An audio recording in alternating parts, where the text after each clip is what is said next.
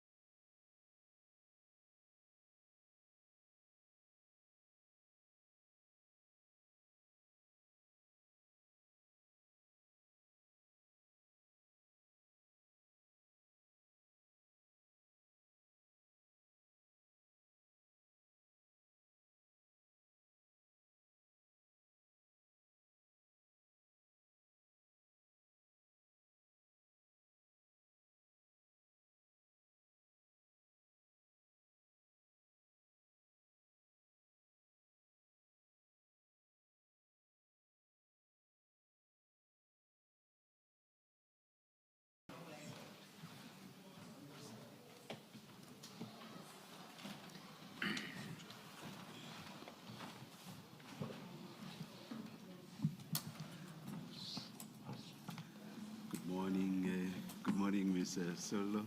Morning, Chair, and morning, co-commissioners. Are you divesting Ms. Mkhwanazi of this one? I could never, Chair. Just to bring to your attention, a little request we may have before the witness finishes. I think, was it on Monday whenever witness C first appeared? I've lost track of the days of the week. Yes, Commissioner Khumalo had specifically asked for recordings.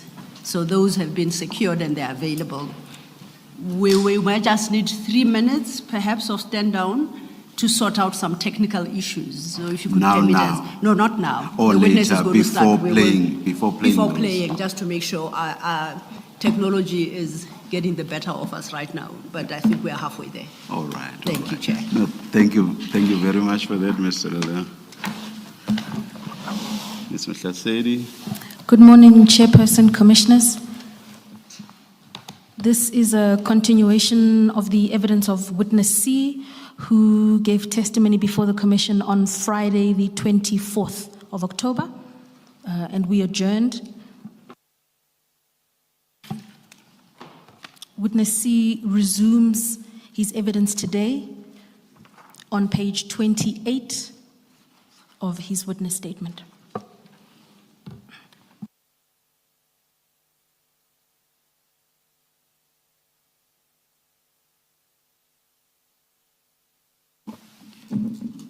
Witness C, can you hear me? Good morning, Commissioners. Good morning. I can clearly hear you. Good morning. You are still under your oath. You understand? Thank you. Yes, thank you. Yeah, Thank you. Thank you, Chairperson. Witness C, we are continuing your evidence this morning from where we left off on Friday afternoon. We are on page 28 of your witness statement. Are you there? I am, Commissioners. Thank you. Chairperson, I'm going to read into the record the final theme. We are on theme 5, which concerns the arrest of Mr. Nhlanhla. Witness C, with reference to paragraphs 84 and 85, please tell the Commission on which date a warrant of arrest was issued in respect of Mr. Nhlanhla and your role in acquiring that document. Thank you, Commissioners. On the 13th of May 2025, I prepared an application for a warrant of an arrest with regards to Mr. Nhlanhla, and thereafter proceeded to run back court, whereby the senior public prosecutor read through the application and made his recommendations to the magistrate. Proceeded to the magistrate offices, and they indeed signed the warrant of an arrest, and it was indeed issued for his arrest on the 13th. Witness C, Mr. Nhlanhla stands as an accused in respect of the Santon CAS 43610 of 2023. That was your earlier evidence, is that correct? That is correct. Thank you. Please tell the Commission what charges he is facing and he's co-accused in respect of that matter. Thank you. Is witness is suspect number 3 on Santon CAS 436 of 10/2024, the case that is 2023, sorry, the case that is appearing at Alexander Magistrate Court at the moment. And he's facing charges of attempted murder and conspiracy to commit murder. And his co-accused is Musake Kana and Floyd Tiego Mabusela. And later on, others suspects were added after his arrest, which is his wife, Tsakani Madlanga, and Mr. Mabusela's daughter, Ntabiseng Nzama. Thank you. Witness C, specifically what role do you believe Mr. Madlanga played in the commission of this offense? Mr. Madlanga, we regard him as a hit orderer, and due to the fact that the days before the commission of this crime, on the 12th of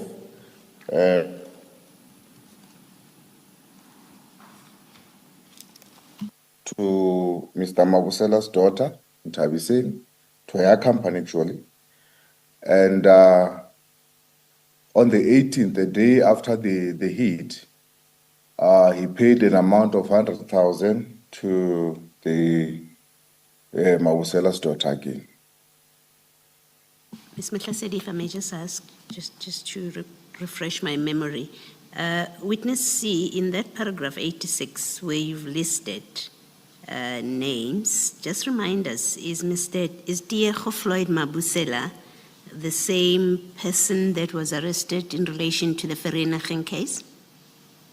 That is correct, yes. Thank you. It's the same person that was arrested in a Mercedes-Benz that was stuck. Thank you. Thank you, Commissioner. Witness C, you were in the course of explaining to the Commission what aspects of your investigation informed the decision to apply for a warrant of arrest for Mr. Madlanga. You were in paragraph 87 and 88. Please continue. Thank you.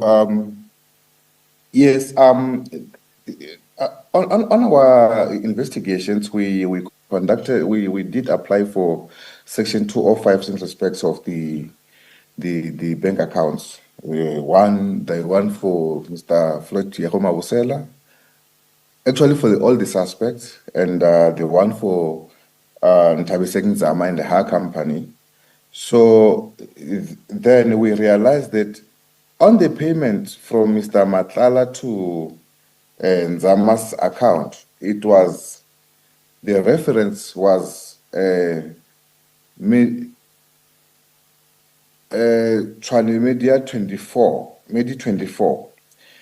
But now, when we go now deeper into the Section 205 or the Section 236 thereof, it was realized that the money isn't coming from the Medi 24 Tshwane district. It was coming from CAT VIP Security Services. Though the reference, he put the very references for his medical company payment. So then we were indeed convinced that these payments were for the planning of the shooting, and also then for the payment, the next payment was for the job that has been done. Thank you, Witness C. Please turn to paragraph 89 of your statement and describe to the Commission the events of the 14th of May. Thank you, Commissioners. On the 14th of May in the morning, as we had now already had the J50 in our hands, we now started to do the reconnaissance and the surveying of Mr. Madlanga's movements. And yes, we were able to follow him up until Midrand on the New Road. When we apprehended, when we arrested him there, he even said, "No, I was coming from Ria Pierre's house. So, but we didn't really took cognizance of that much, because like what we needed was only our suspect for the attempted murder case. Thank you, Witness C. Your second sentence of paragraph 89, could you please read that into the record? It begins, "We were able to."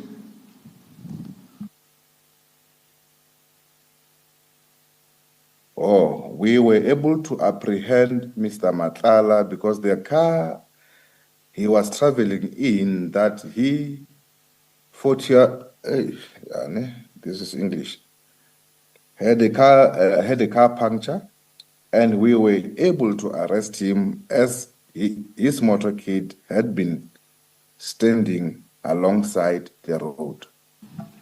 Thank you, Witness C.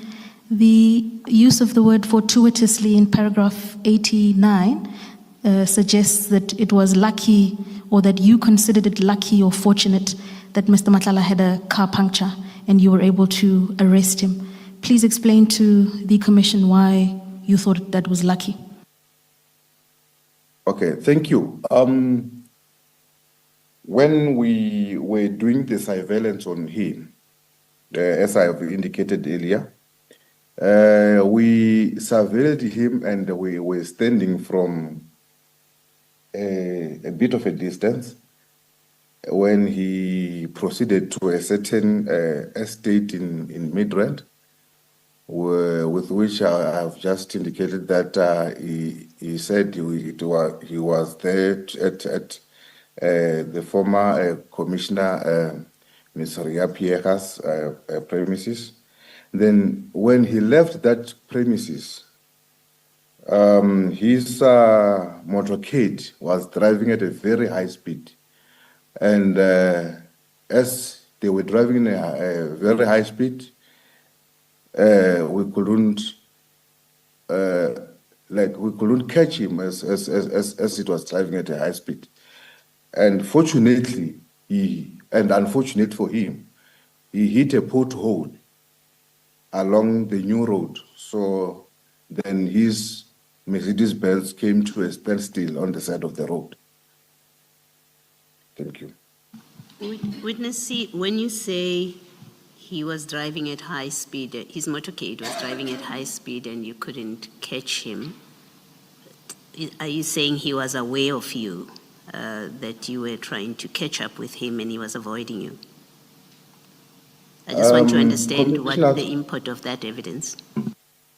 Commissioners, as a person who had always told us that he is connected, I would assume, Commissioners, that he was aware that we were after him. So maybe he had made us, Commissioner, as we did a reconnaissance on him. You're not. Remember, Sorry, Commissioners, his security detail, mostly they are ex-military officers and from the elite section of the military. So they will also deploy their own skills also to check the surroundings and stuff. Maybe they might have made us. But you're not saying it as a fact that there was a chase, a police chase of him. He was aware of you, that you were trying to stop him, and he was they were driving at that high speed while you were chasing after them. You're not saying that as a fact. No, Commissioners, we were not chasing them. Yes. We were following him in order to find a proper spot where we will stop him. But unfortunately, on his part, he was driving faster than one would expect him to be driving on that road. I think that road it's the maximum speed there. It's 60 kilometers old. So he was driving above that 60 kilometers. Thank you. Thank you, Commissioner. Witness B, please continue and proceed to paragraph 90. You were detailing the events of the day. Thank you. Upon his arrest, he was read, his rights were read to him, and then we informed him that he was being arrested for 3 counts of conspiracy to commit murder, attempted murder, and we proceeded to Boksburg SAPS. And whilst upon arrival at Boksburg SAPS, before he could be charged, he indicated that he would want us to talk. Then we requested an office whereby myself, witness A, and witness B, we were afforded an office, and we indeed had a talk with him. Thank you, Witness C.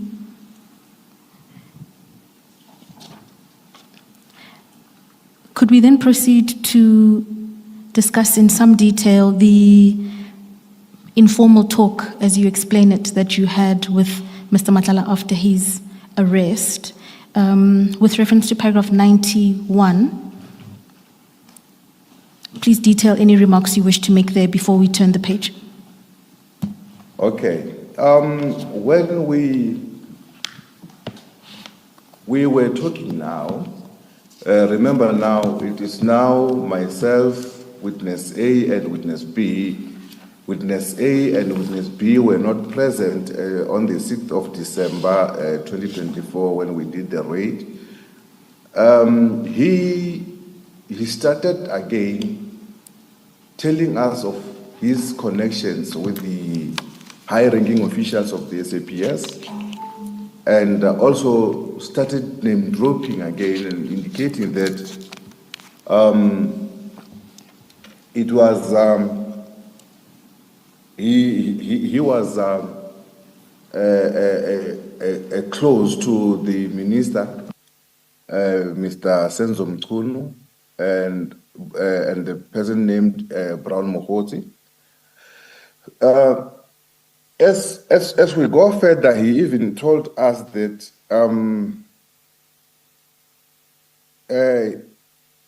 he had been used by the Deputy National Commissioner, Lieutenant General Sibia, that they wanted to get through to our boss, which is Lieutenant General Kumalo, Dumisani Kumalo. They wanted to get through to Lieutenant General Kumalo through me and my commander who raided his house on the 6th of December. That is why there had been cases that he was persuaded to open. Thank you, Witness. Witness C? Thank you. Thank That you. is when he also indicated that he went to Brooklyn SAPS to open a case, and the case of theft or house robbery, whereby he listed the items that were stolen as the firearms, cell phones, and the Rolex watch, to be specific. Witness C. Thank you. Witness C, my apologies. Perhaps let's move through the evidence systematically. Could we turn to page 30 of your witness statement? Okay. Thank you. Under the heading of Minister Mkhwanazi, we're then at paragraph 92. Before you do that, Ms. Mkhwanazi, I don't know if it's a typo that the witness should clarify in page 91, paragraph 91, I beg your pardon. there seems to be a word missing or something. Just after the comma in the third line, he would reference chats on his face in support of what he was sharing with us. Is there a word missing, and can you put that to the witness? My apologies, Commissioner Baloy. That should be, he would reference chats on his cell phone. Yes, Can you please. have the witness confirm that? Witness C, can you confirm? Please turn back to paragraph 91 on page 29. Yes, I confirm that yes, he will make reference to the chats on his cell phone. Thank you, Witness C. Let's then turn over to page 30. We are at paragraph 92.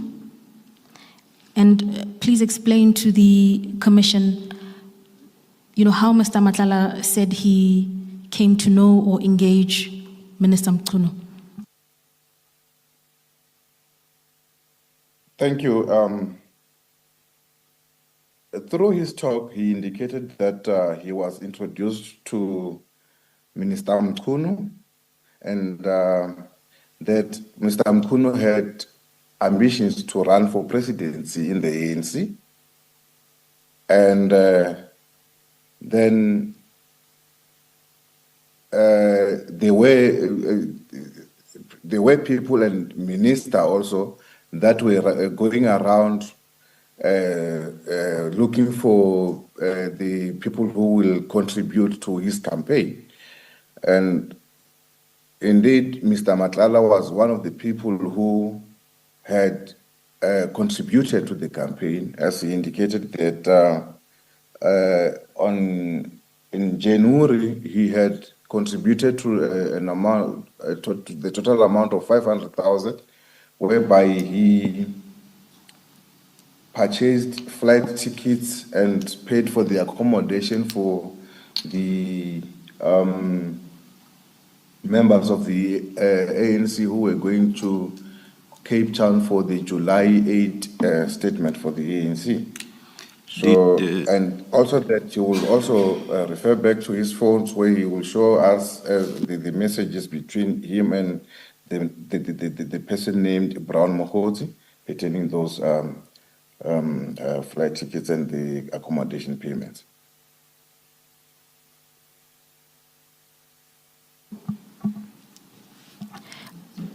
Witness C, at that point in Sorry, Witness C, did you say what, July 8?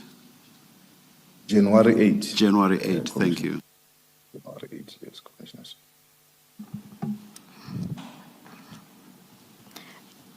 Witness C, with reference to paragraph 94, please continue detailing to the Commission the content of your discussion with Mr. Nhlanhla and his relationship with the Minister.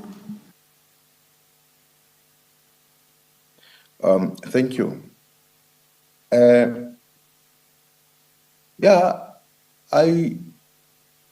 I jokingly asked if he had he believed if Minister Mkhwanazi will succeed in the presidency campaign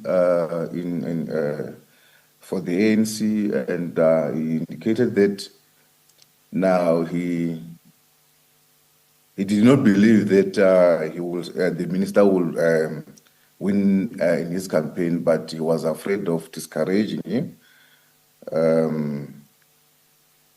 And that he also informed us pertaining our raid on the 6th December 2024 that he complained to Brown Mkhwanazi and the minister that yes, the police have raided his house on the 6th of December and nothing has happened as yet.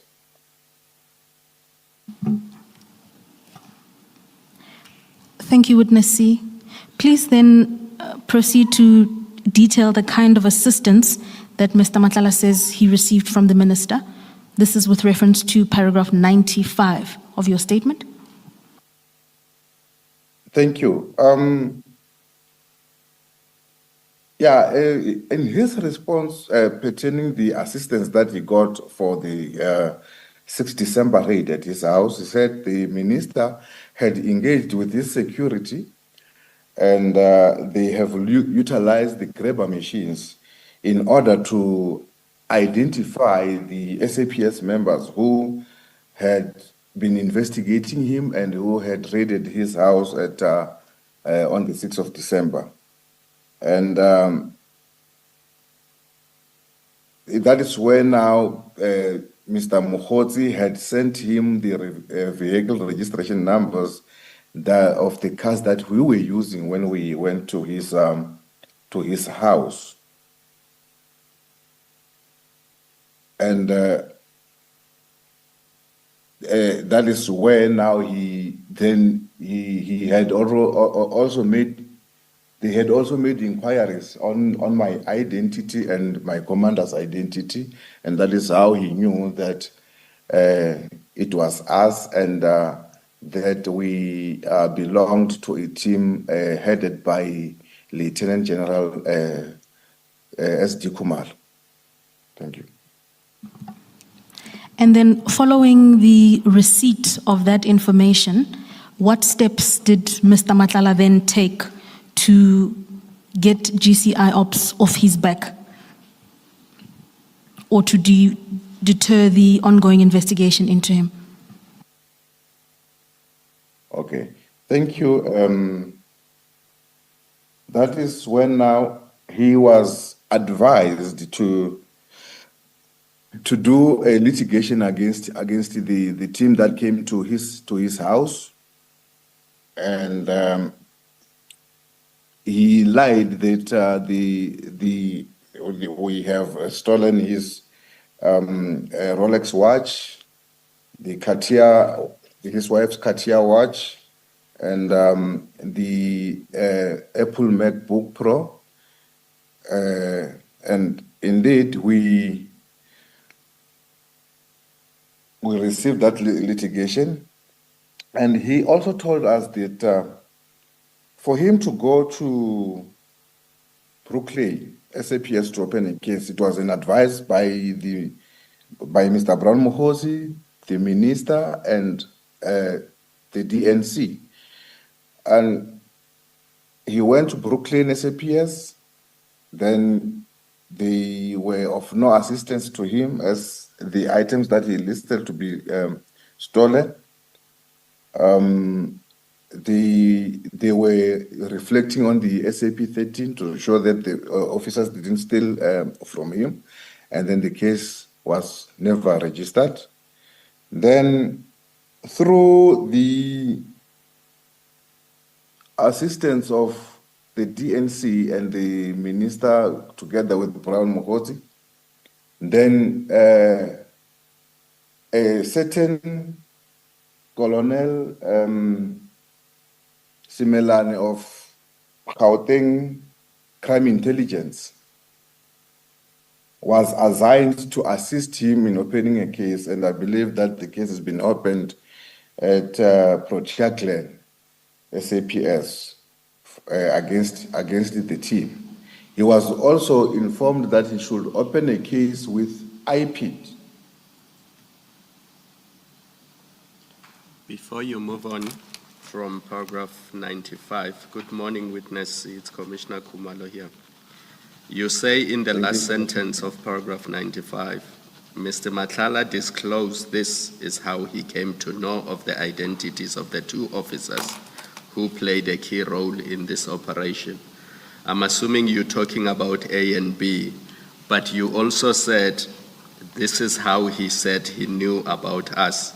I'm interested in knowing whether Mr. Nhlanhla mentioned to you that he knew that you were a member of the PKTT.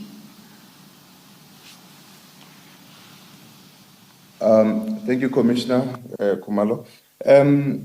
Yes, he indicated that that is how he knew of the key role members who came to his house. And he was referring to myself, witness C, and my commander that I went to the house with, because They did inquiries on our SAPS system, and indeed they had found that myself and my commander were members of the PKTT. Thank you. And he was also informed that since we are members of the PKTT, we are working under the command of Lieutenant General S.D. Khumalo. Thank you, Commissioner Khumalo. Sorry, Ms. Mkhwanazi. Witness C, in paragraph 96 of the statement, you say he was advised by the minister and Brown Mkhwanazi, but I think in your oral evidence now, you also mentioned you said DNC, and I assume it's Deputy National Commissioner. Did I hear you That is properly? correct. And that Deputy National Commissioner is who? It's Lieutenant General Sibia. Thank you. Witness C, you should please wait for the question to be finished before you respond. Because if you talk at the same time as the asker, there will be problems with transcription. Do you understand that? I do understand the commissioners, and apologies to that fact. Thank you. And then still on that paragraph, in the next page at page 31, you say he was then advised to go to Soweto and introduced to a colonel who took his statement, but that did not go anywhere. You've mentioned in your oral evidence a Colonel Simelane. Is that the colonel you're referring to in that paragraph? Because there's no name next to the colonel? That is correct, commissioners. It is Colonel Simelane, who is a head of crime intelligence. Crime intelligence, yes. Soweto side. Okay, now carry on. Finish off what you wanted to say. I was still explaining to say that this Colonel Simelane is the head of crime intelligence at the Soweto area, Gauteng Soweto area. And then you say who took his statement, but that did not go anywhere. What do you mean it did not go? What did he mean? Did he explain what it means it did not go anywhere? Thank you, commissioners. I think my assumption to the fact that it did not go anywhere is that maybe no further investigations were conducted in that respect, commissioners. Thank you. Thank you, Commissioner. Witness C, can I ask you to turn to paragraph 95, please?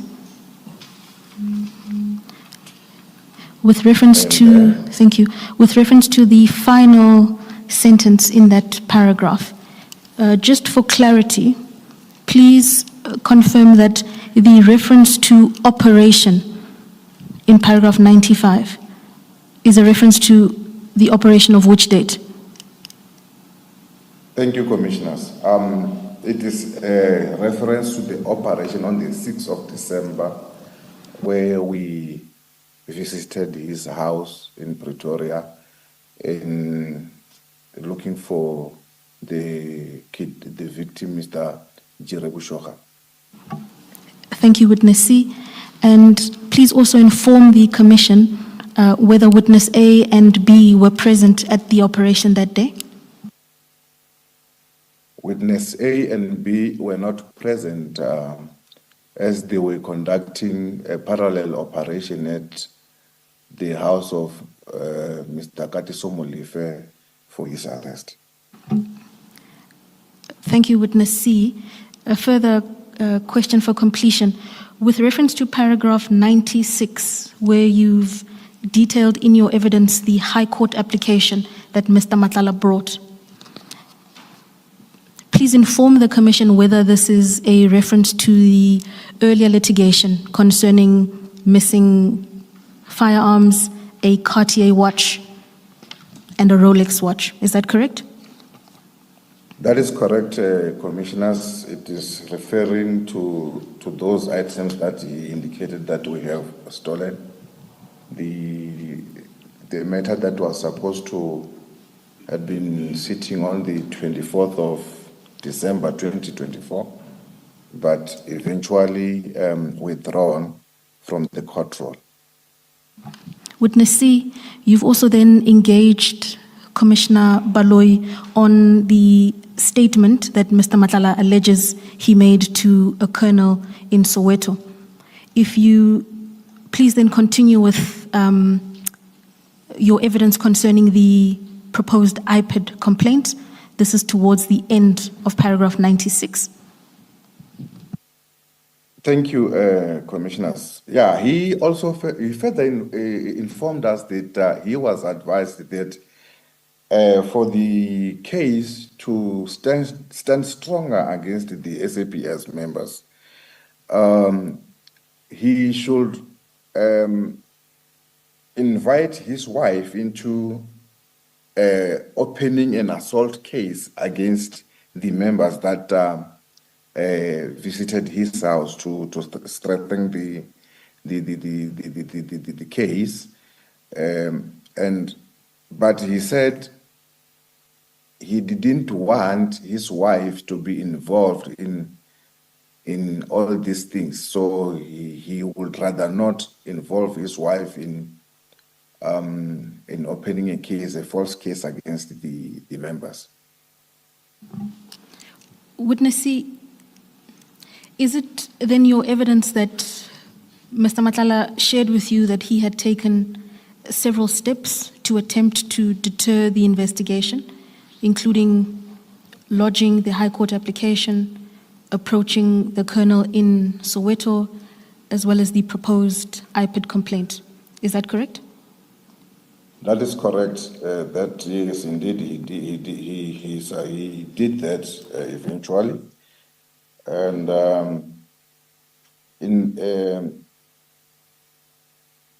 following that litigation that he had made against us, then remember on the 18th and 19th of December, we again went to his offices, CAT VIP security offices, for the compliance inspection. So this, according to him, it triggered him to say that the minister, Mkhwanazi, and the Lieutenant General Sibia are using him and are failing to protect him. And he alluded to say that he then went to see the former Minister General Bekicele to inform him of these developments. And that is where he was advised that he shouldn't make false cases against the police, and that he should withdraw the litigation against the police. And indeed, now on the 24th, the litigation was withdrawn against the police, which is the confirmation of what he had just said. Witness C, if we could go back to paragraph 98, please. Upon realizing that none of the measures he had taken were successful, what steps then did Mr. Nhlanhla say he took?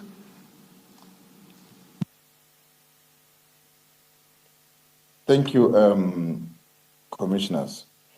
After the compliance inspection at his company, there were those discrepancies with the compliance inspection, and then he was to be arrested, and he went to hiding.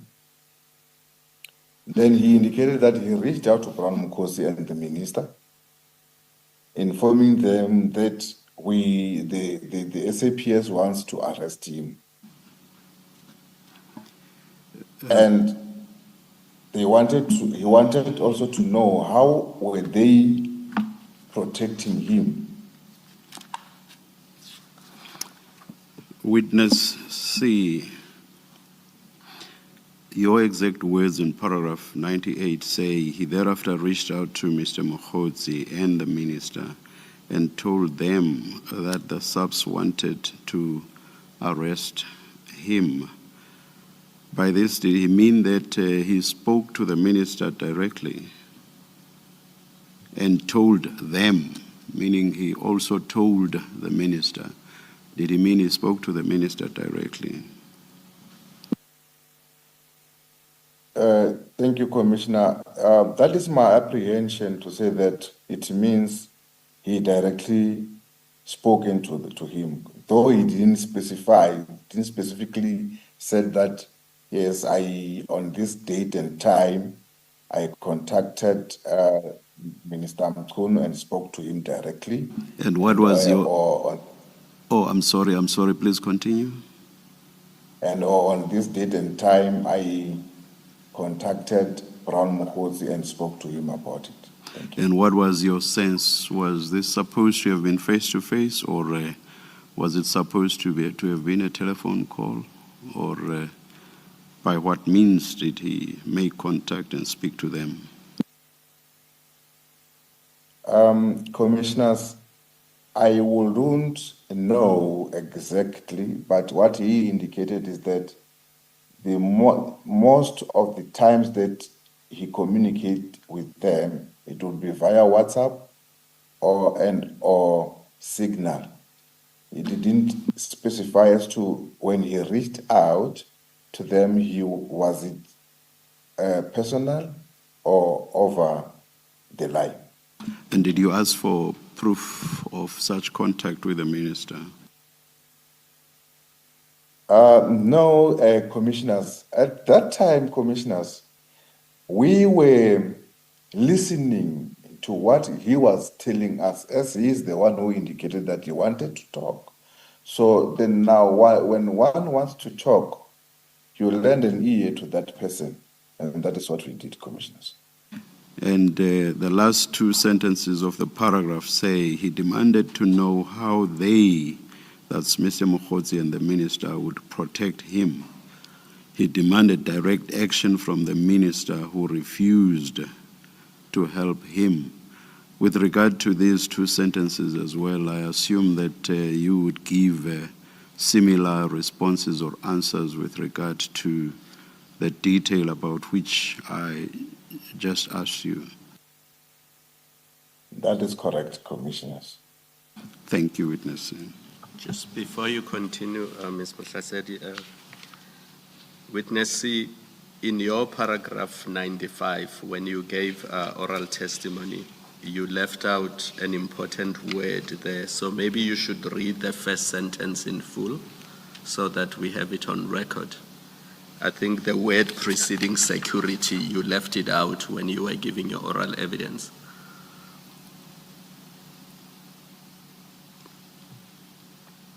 Commissioner Khumalo, should I read the whole paragraph from the first line, Commissioner? Just read the whole paragraph, maybe, for the record. Paragraph 95. Thank you, Commissioners. He told us that the minister engaged state security on his behalf and utilized grabber machines in order to pick up the identities of the SAPS officials investigating him. Mr. Mkhwanazi thereafter sent him the vehicle registration numbers of the vehicles that came to his property. Mr. Nhlanhla disclosed that this is how he came to know the identities of the two officers who played a key role in the operation. Thank you. I think the word you have left out is state, which is reference to state security.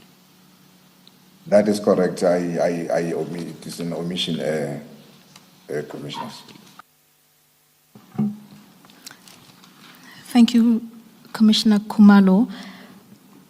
Witness C, could we then please turn to paragraph 98 of your statement? I am there, Commissioners. Paragraph 98, you've given evidence that Mr. Nhlanhla contacted the minister and Mr. Mkhwanazi and demanded to know how they would protect him, and that he further demanded direct action from the minister. In sharing that with you, did Mr. Nhlanhla explain to you on what basis he was entitled to make those demands and why he could demand protection directly from the minister? Thank you, Commissioners. There, I will only make my own conclusions to say that he will demand, as he is one of the people who are contributing towards the campaign of the minister in becoming the president of the ANC, and because he, towards the end, he indicated that he had a feeling that these people are using him in order to get to Lieutenant General S.D. Khumalo. That is why he was advised to open a case against myself and my commander as the two key role players in the operation of the 6th December in order to get through to General S.D. Khumalo. Thank you, Witness. If I may, Witness C, the question to you from Ms. Mahlasedi was whether Mr. Nhlanhla said to you, did he explain to you on what basis he was entitled to make the demand? You've expressed your opinion. Is your answer that he did not say the basis on which he's entitled to make that demand? Thank you, Commissioner Baloyi. Yes, indeed, he did not say. That is why I only made a conclusion. Thank you. Thank you, Commissioner Baloyi. And notwithstanding Mr. Nhlanhla's demand and notwithstanding the financial assistance you've alluded to, what steps did he take after his request for direct action was refused? Thank you, Commissioners. He indicated that after he saw that this has become the protection that he was supposed to be receiving from the minister is not receiving. So he indicated that he went to KZN to see Undosi. And Undosi, with which he was referring to former Minister General Bekicele. Did he explain what assistance he thought he could get from former Minister Cele? Commissioners, he went and informed former Minister Bekicele to say that he indeed has a problem with the members that came to his house, and he was advised to make a false case against the police, and that the false case included the watch, the Rolex watch that it was said that he had stolen. And in an actual fact, on the day that he went to see former Minister Cele, he also alluded that he was wearing the same watch, and he showed the same watch to the minister? I am not sure that that answers my question. Mr. Cele is a former Minister of Police. He is no longer the Minister of Police. Minister Mkhwanazi is the Minister of Police.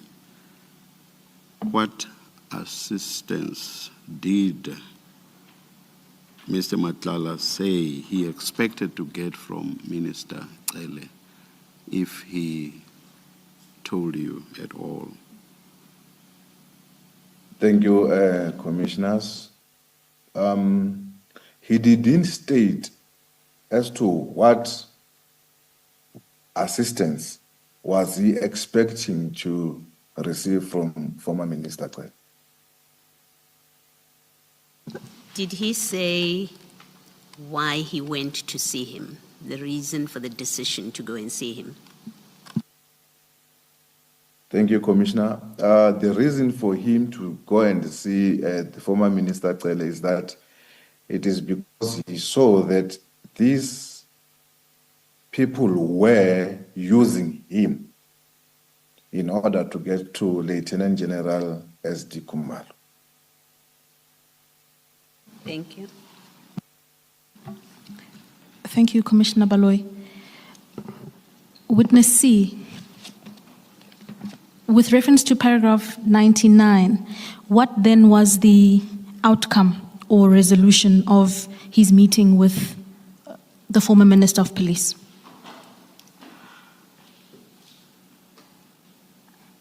Thank you.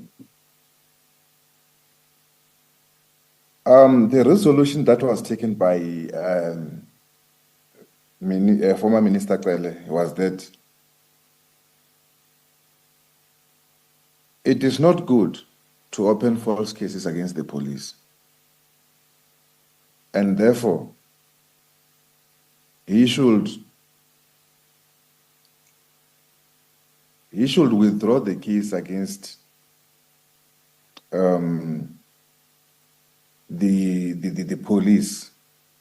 And also if I recall well, commissioners, he also indicated that after his meeting with former Minister Cele, he tried to reach to the KZN Provincial Commissioner, General Mkhwanazi, but unfortunately he couldn't get through. And also he tried to reach to Lieutenant General S.D. Khumalo, and also unfortunately he couldn't get through to them.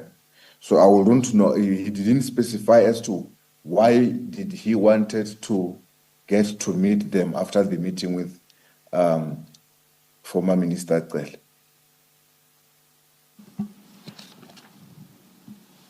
And Witness C, despite saying he didn't inform you as to what the purpose of him reaching out to General Mkhwanazi and General Khumalo was, did he advise you as to whether those meetings were ever successful? Did he ever secure an audience with them? When we interviewed him, he indicated that those meetings never happened. He didn't succeed in meeting them.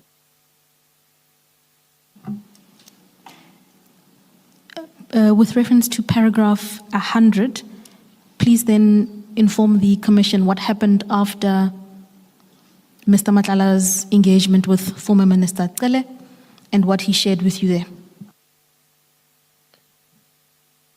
Thank you.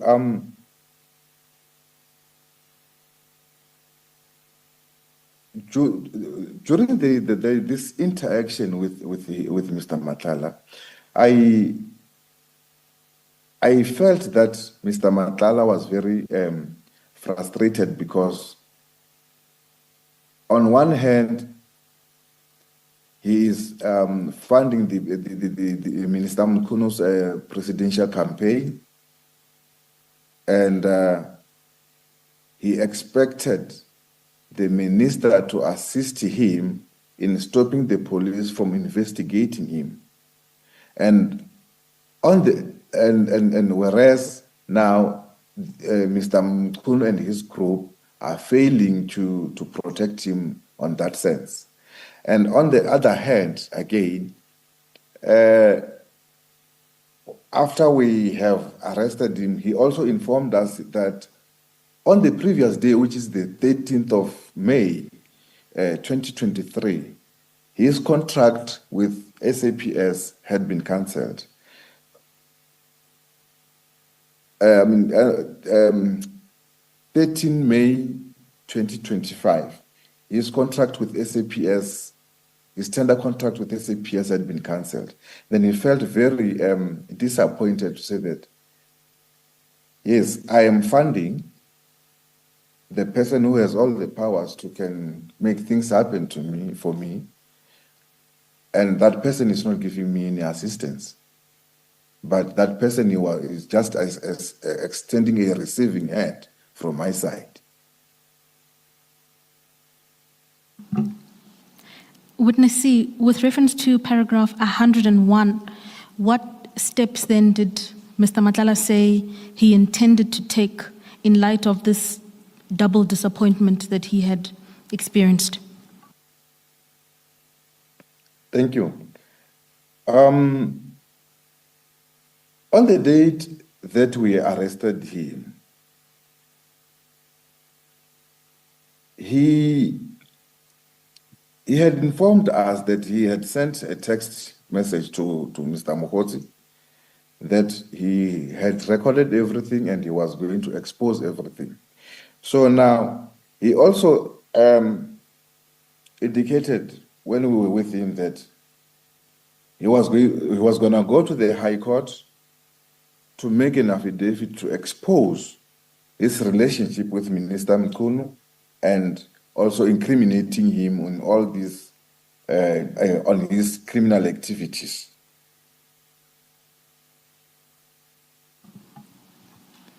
Thank you, Witness C. With reference to paragraph 102, you've provided testimony to the Commission about the exchange of funds from Mr. Nhlanhla to the Minister. Please then explain what he told you about how funds were transferred to the Minister and Mr. Brown Mkhwanazi. Thank you, Commissioners. Yeah, when it comes to the funding of the Minister's campaign, he informed us that he would transfer money through to a company, a company that is registered under Mr. Brown Mkhwanazi, and then Brown Mkhwanazi will be the one who will relay the money to the minister. Please proceed to... And the account numbers with which he had been transferring money to had been given to us. And after he had sent that, like the money through to Brown Mkhwanazi, then he will thereafter send a proof of payment to Brown Mkhwanazi for the confirmation of the payment. Please proceed to paragraph 103. Thank you, Commissioners. Yeah, he gave us an example of for his funding that or for his sponsorship that he had sponsored the minister's delegates to the January 8 celebration of the National Congress, African National Congress, and he paid an amount close to 500,000 for the people who were going, for the members of the parliament and ministers' delegates who were going to attend to that function in he said it was in Cape Town. And for that funding, he used a company known as Hotel Specialists for the flights and flights, accommodation, and the entertainment for the delegates. And the list or the names of the delegates were given to him by Mr. Brown Mkhwanazi. Thank you, Witness C. Chairperson, in order to set up the recordings, might I ask for a brief adjournment?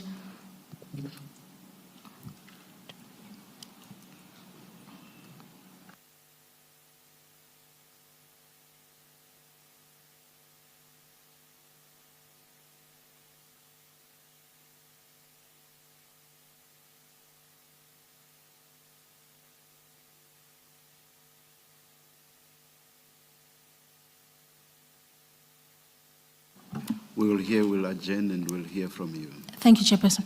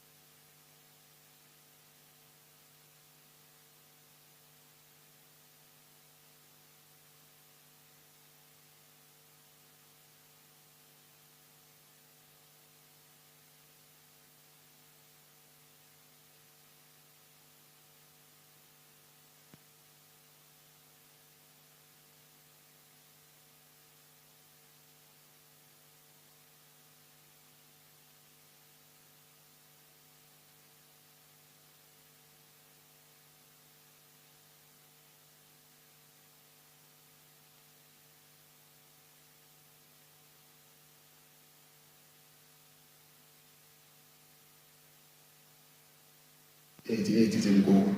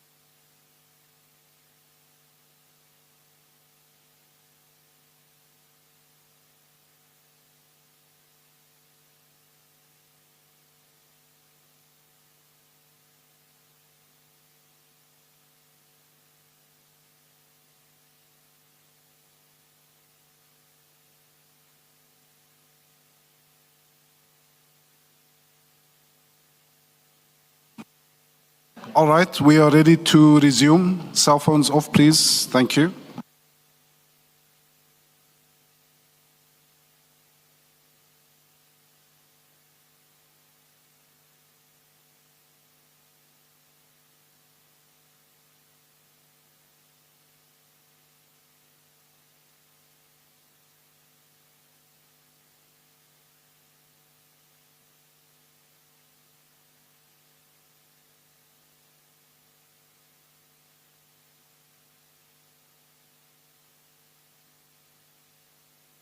That's what they call live.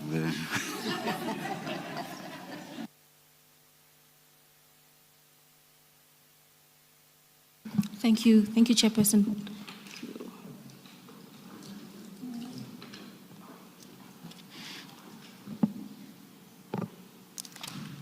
Witness C, can I confirm that you are there? Thank you, Commissioners. I'm here, Commissioners. Thank you.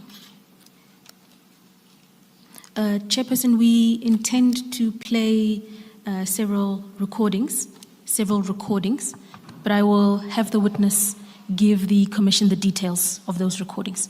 Okay. Witness C, please confirm that the Commission has been provided access to these recordings that are about to be played. Thank you, Commissioners. Yes, we have provided the Commission with the recordings as they will be played. Thank you. Witness C, please inform the Commission of the source of the recordings and the date on when they originated.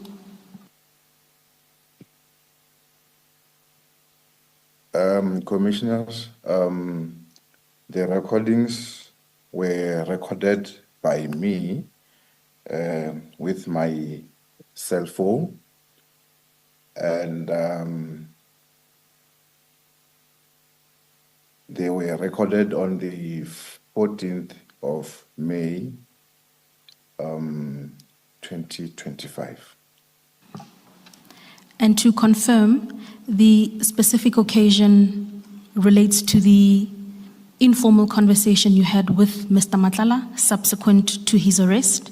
Is that correct? That is correct. The recordings were before a warning statement of Mr. Nhlanhla could be obtained. And Commissioners, for the record, the full recordings themselves are quite lengthy. The full recordings are quite extensive, but we intend to play excerpts, limited excerpts of the recordings. Perhaps before you do that, can we just confirm this? Witness C, did Mr. Nhlanhla become aware that you were recording the conversation he was having with you? Thank you, Commissioner. Before I started recording, I requested him that for our safety and the authenticity of whatever you'll be saying, I will request to record, and indeed he agreed, he consented to the recording. Thereafter, I started recording after he has consented. Thank you. Witness C, prior to playing the relevant portion of the recording, I'm going to play a few seconds in advance, and then please confirm that the recording is audible on your side. Thank you.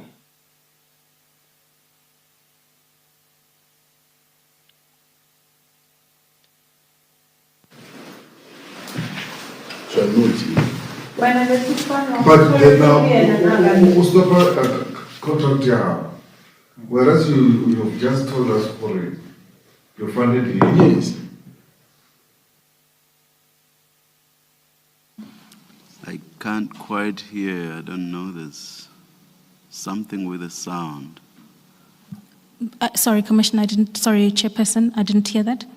I'm saying I can't quite hear. There's something with the sound. Something official, whatever the correct word is. Perhaps I'll ask the IT support team to decrease the volume just a smudge. We'll try again, Chairperson.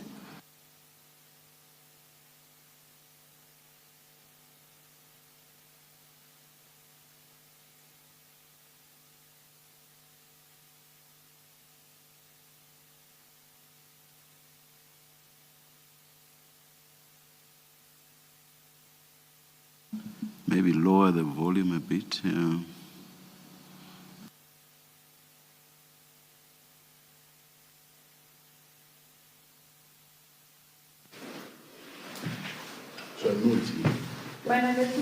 But now, what's the contract here?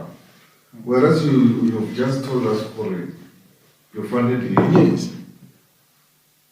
the flight and stuff. Yes, meaning he's biting me from one room against us, my island. That's why I didn't get to say.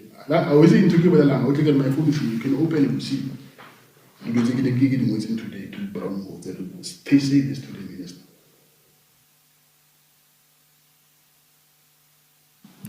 Can you hear it?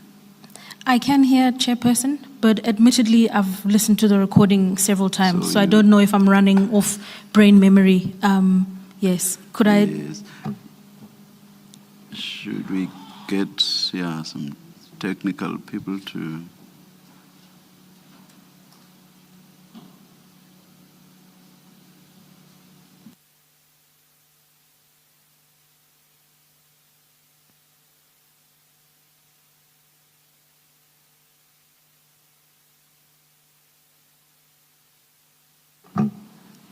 Chairperson, an indulgence, please. Could we?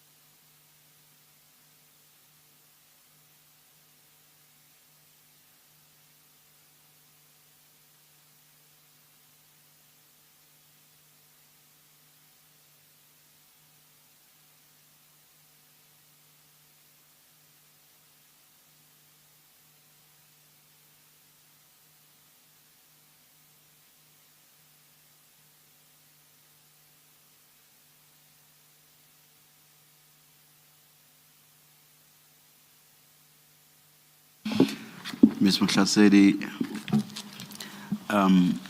let us continue with the witness's evidence or from the statement all the way to the end. And at the end of his testimony, you can then try to see if you can get it playing the way it should. And if you still can't, then we may, as a last resort, ask that we be given a transcript. Thank you, Chairperson. We'll proceed on that basis. Yes, thank you.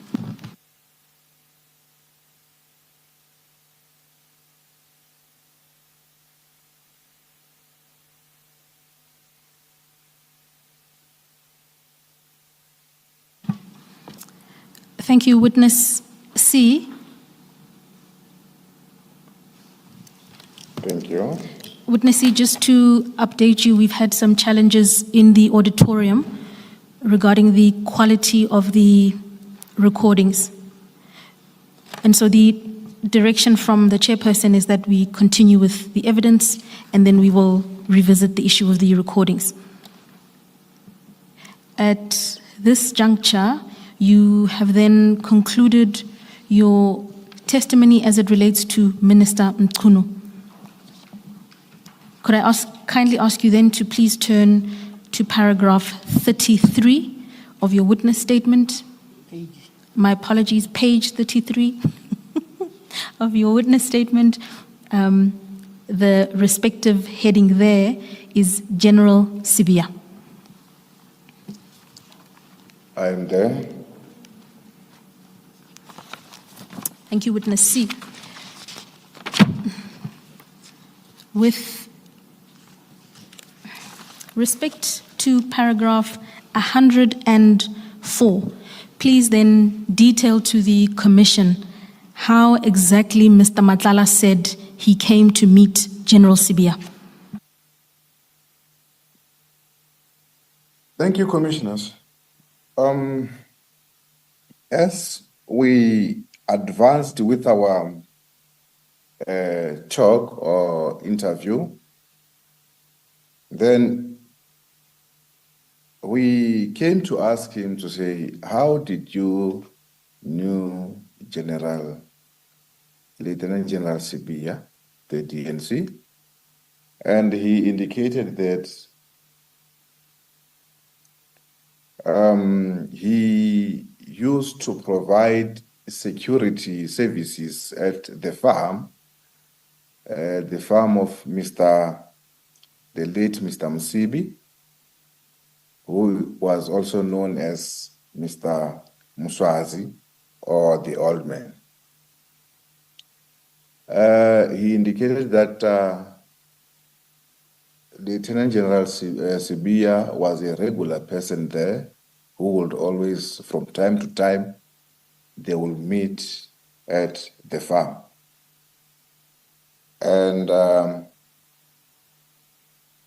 at the farm, that is where he had met a lot of Mr. Msibi's associates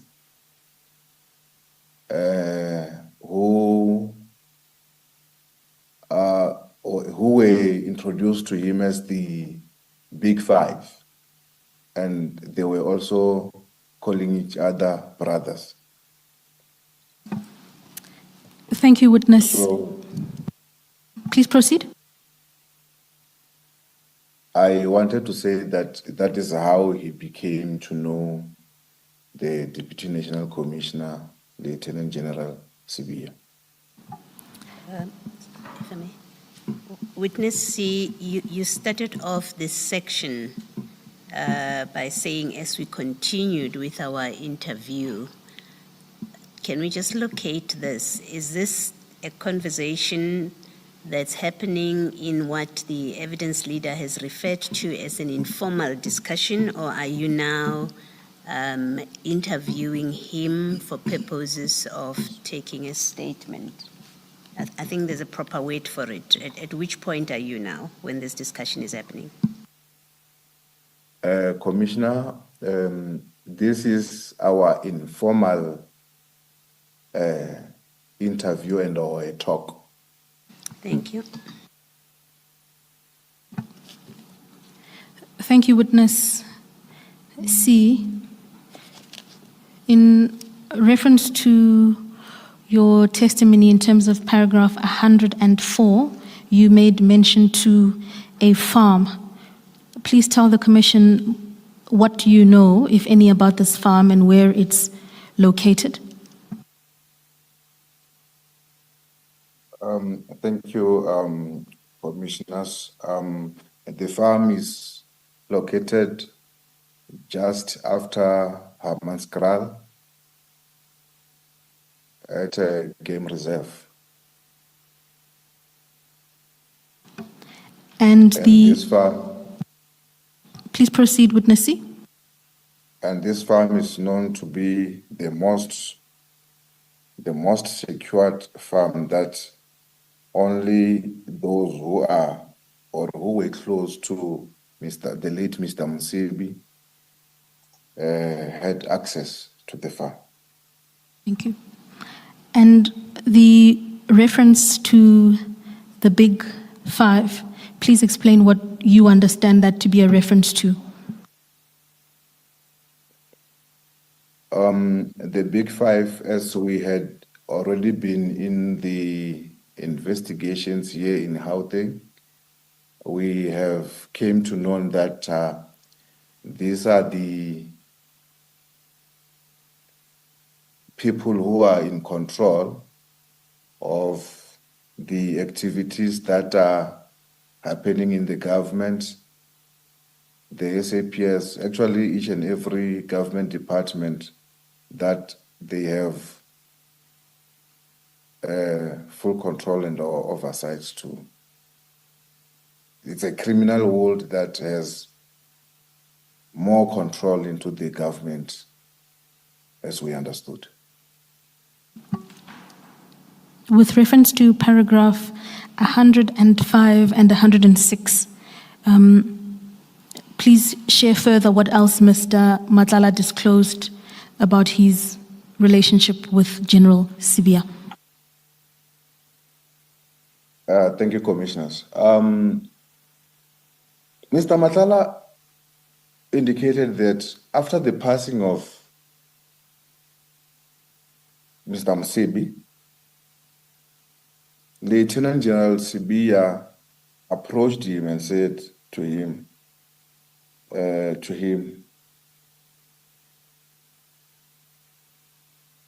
now since that the old man, referring to Mr. Msibi, has passed away, it means that now you will continue to take care of me. How you, and sorry, witness C. How you put it now is not the same as you put it in your statement.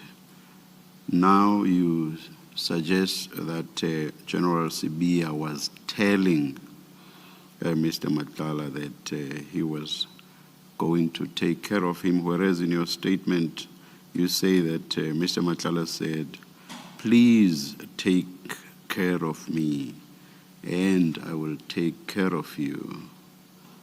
Can you clarify what exactly was said? That is correct, Commissioners. Since I'm not reading word for word on the statement, it is the way that is put on the statement is correctly so. And as the commissioners will listen to the tapes afterwards, it will be indeed confirmed that, yeah, his statement was that now since that Mr. Msibi is no more, please take care of me and I will take care of you in return. And for that, Commissioners, Mr. Nhlanhla indicated that he understood that when General Sibia asked him to take care of him, he meant that he should take care of him financially or to support him financially. So from there going forward, Mr. Nhlanhla would give payments to Lieutenant General Sibia, payments for around 500,000 at a time. Did you, at the time or later, ask for proof of this? If not you, did anyone else at a later stage ask for proof of this? The payments to General Sibia of amounts of around 500,000 rand at a time. Thank you, Commissioners. We asked him as to how does he make payments to General Sibia, and he informed us that General Sibia doesn't accept electronic transfers, but he prefers cash. So therefore, there wouldn't be a proof of payment to him. Witness C, can I take you back to paragraph 106, where your statement reads, "Please take care of me and I will take care of you." You've explained that Mr. Nhlanhla relayed to you that he understood his role there to be one of financial support. But was there a point where Mr. Nhlanhla explained to you what then was the role of General Sibiya in relation to him and in exchange for that financial support? Thank you, Commissioners. The favors or the taking care of Mr. Nhlanhla by General Sibiya, as he had indicated, Mr. Nhlanhla indicated that General Sibiya and General Sinuna assisted him in getting in securing there is a point where he also indicated that he had a problem with utilizing the sick bay or the clinic at the police college that he was supposed to have been using. And General Sibiya was the one whom he went to the office to have that matter sorted out. I'm sorry, using the what at the college? There's a clinic there at the police college. We normally call it sick bay.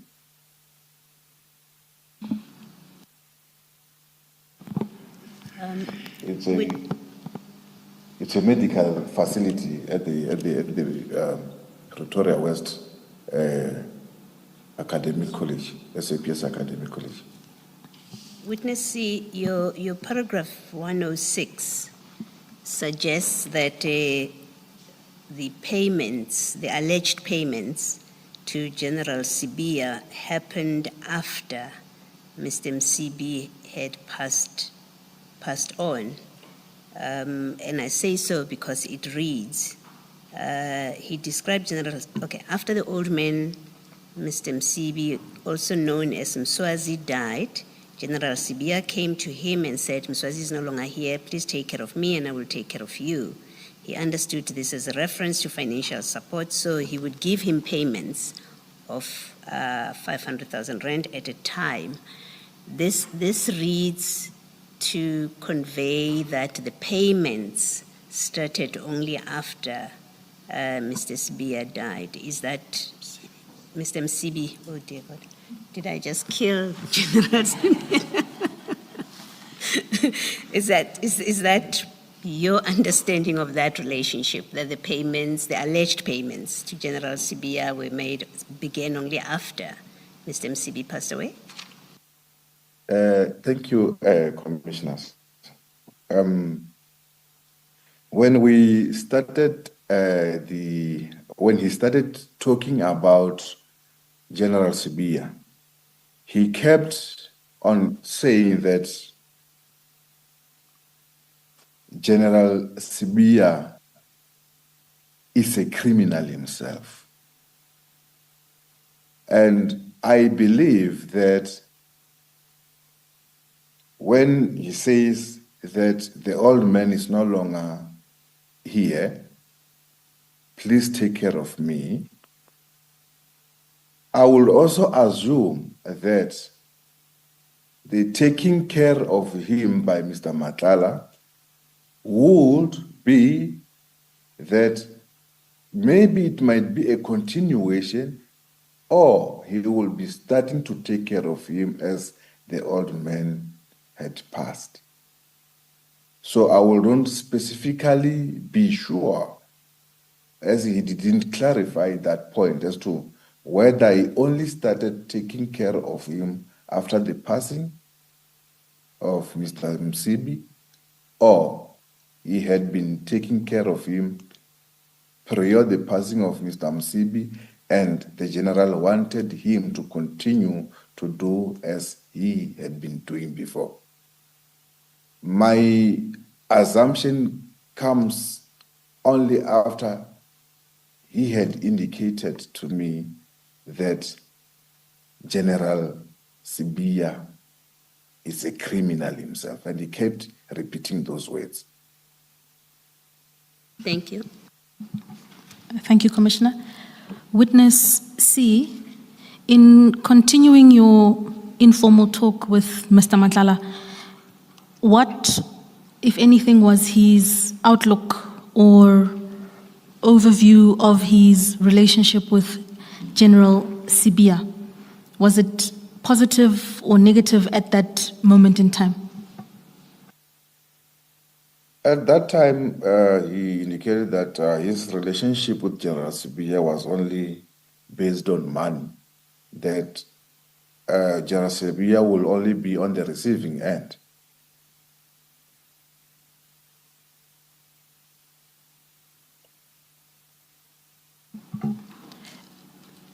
Chairperson, I noticed that we've just gone over 11 before I'm accused of depriving you of tea. Let's continue until 11:15 and adjourn at that point. Thank you.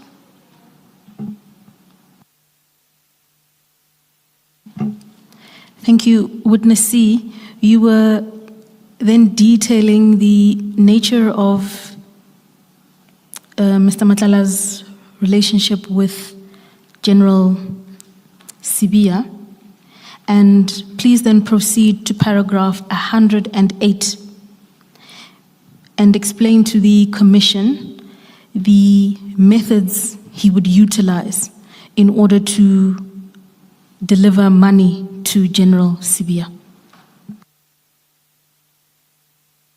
Thank you, Commissioners.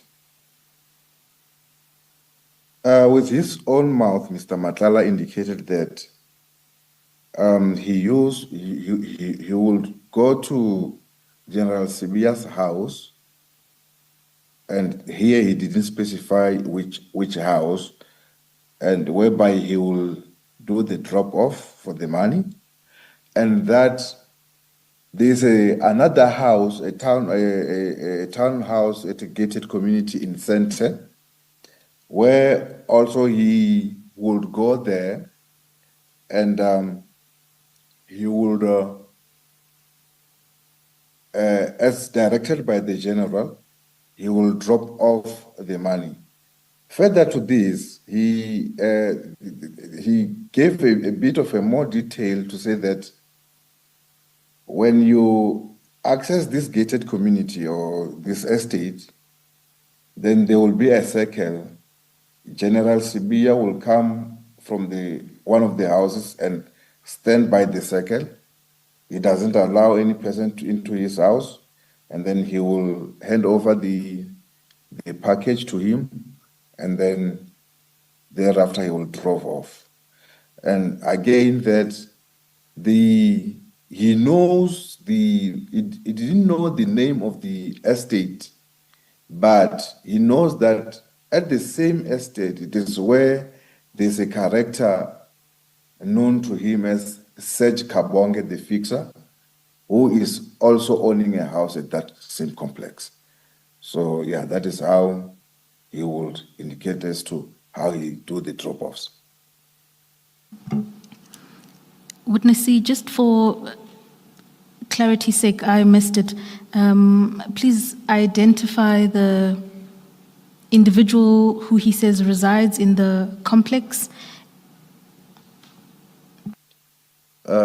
It's a person named Serge Kabonge. It's a Congolese national. Some people, they call him the blesser, and some people, they call him the fixer. Thank you, Witness C. And please spell the name for the record. It's SERGE,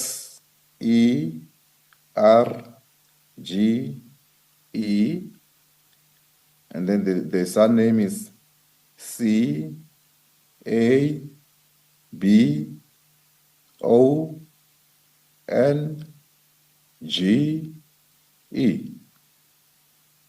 Thank you. Witness C, in addition to money dropped off at a townhouse in Sandton, please explain to the Commission with reference to paragraph 109 how else funds were advanced by Mr. Nhlanhla to General Sibia. Thank you. He indicated that after each and every payment by the SAPS for his tender, then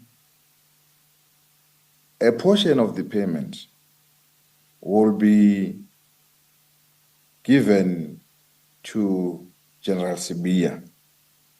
And he indicated that sometimes he will pay to the total amount of 1 million a month.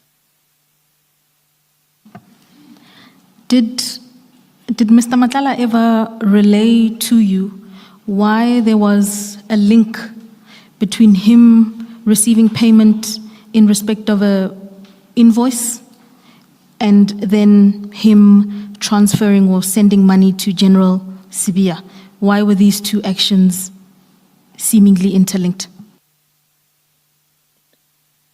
One will make a cross-reference back to say that General Sibia and General Sinona helped him to secure the SAPS tender. So then the only conclusion that one will come to it is that maybe there was an agreement between them that whenever a payment is made by the SAPS, then a portion will come to me. Let's see, does Mr. Nhlanhla in these recordings say that Generals Sibia and Sinona assisted him to get the tender? Is it something that is contained in these recordings? Yes, that's correct, Commissioners. It is contained in the recording. Thank you. Just before we break, Witness C, you are getting these revelations about ministers, very senior generals in the police setup. They involve exchange of money and bribery. What did you do with this information? Did you prepare a statement for your superiors so that action could be taken against these people?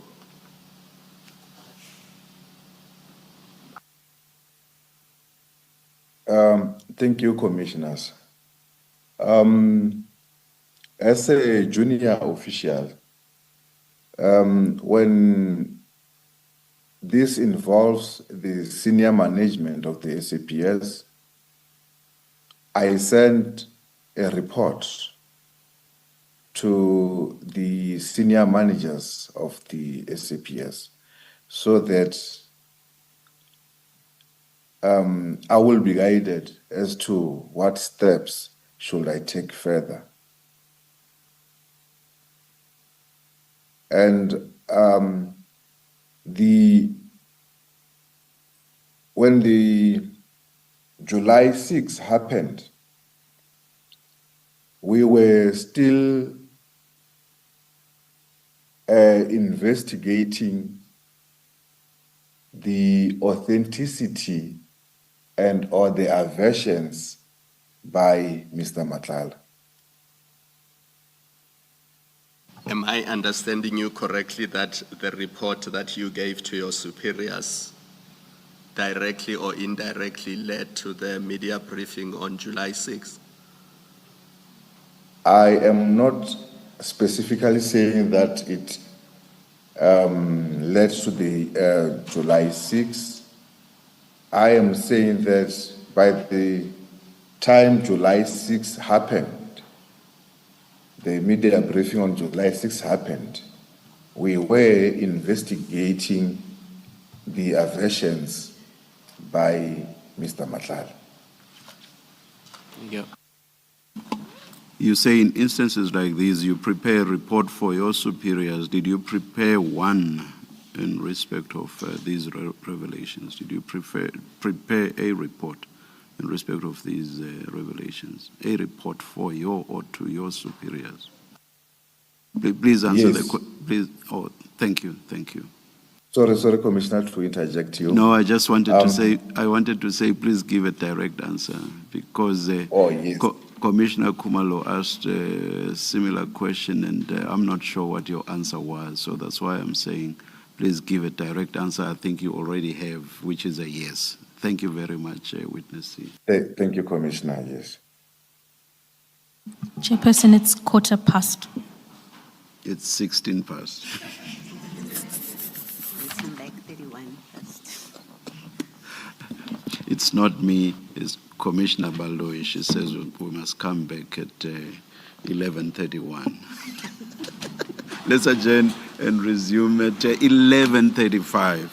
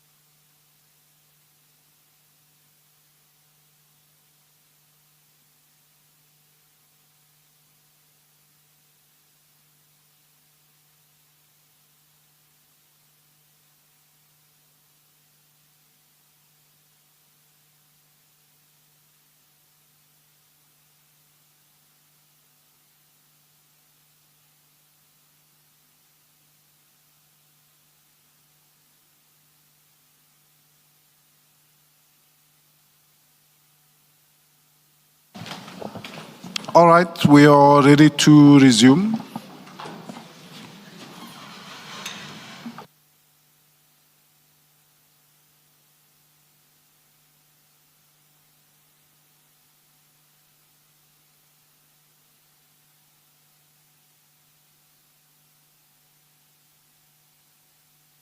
Give us 10 seconds.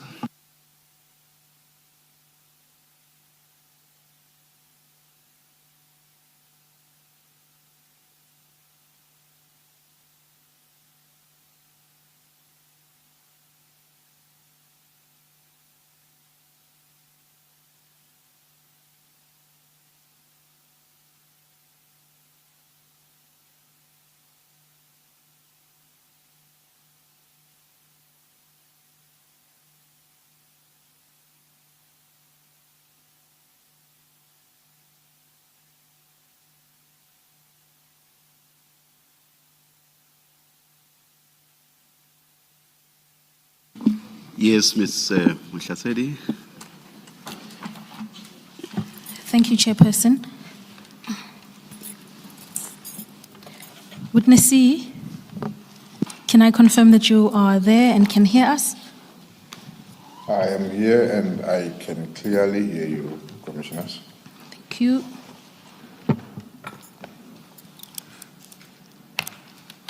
Witness C, you were engaging the commissioners with reference to paragraph 109. You were discussing the issue of financial transfers. Could I ask you to please have regard to paragraph 110 and detail for the commission a further method in which funds would be given to General Sibia? Thank you, Commissioners.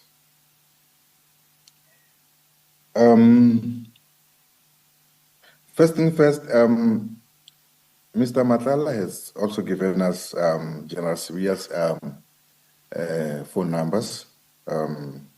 The initial time he gave us the phone numbers, it was during the visit at his house on 6 December 2024. And then secondly, when we were upon his arrest, that is where he also gave us other contact details of General Sibia. He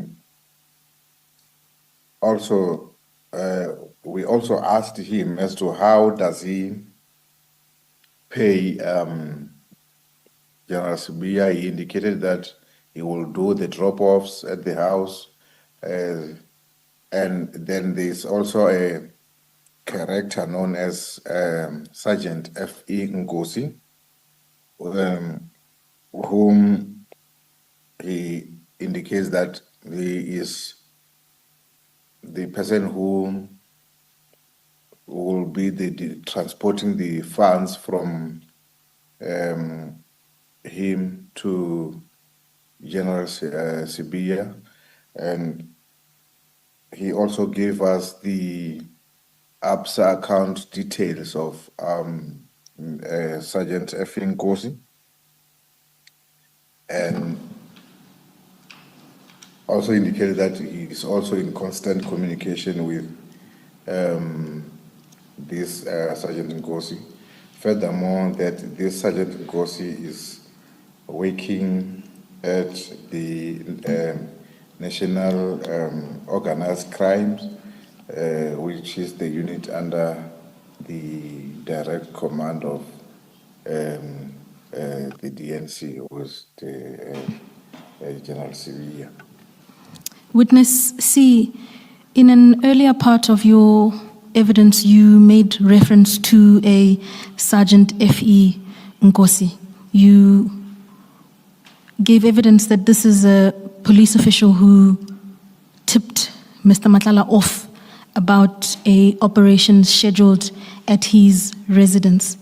Is this the same Sergeant Ngosi that you list in paragraph 110?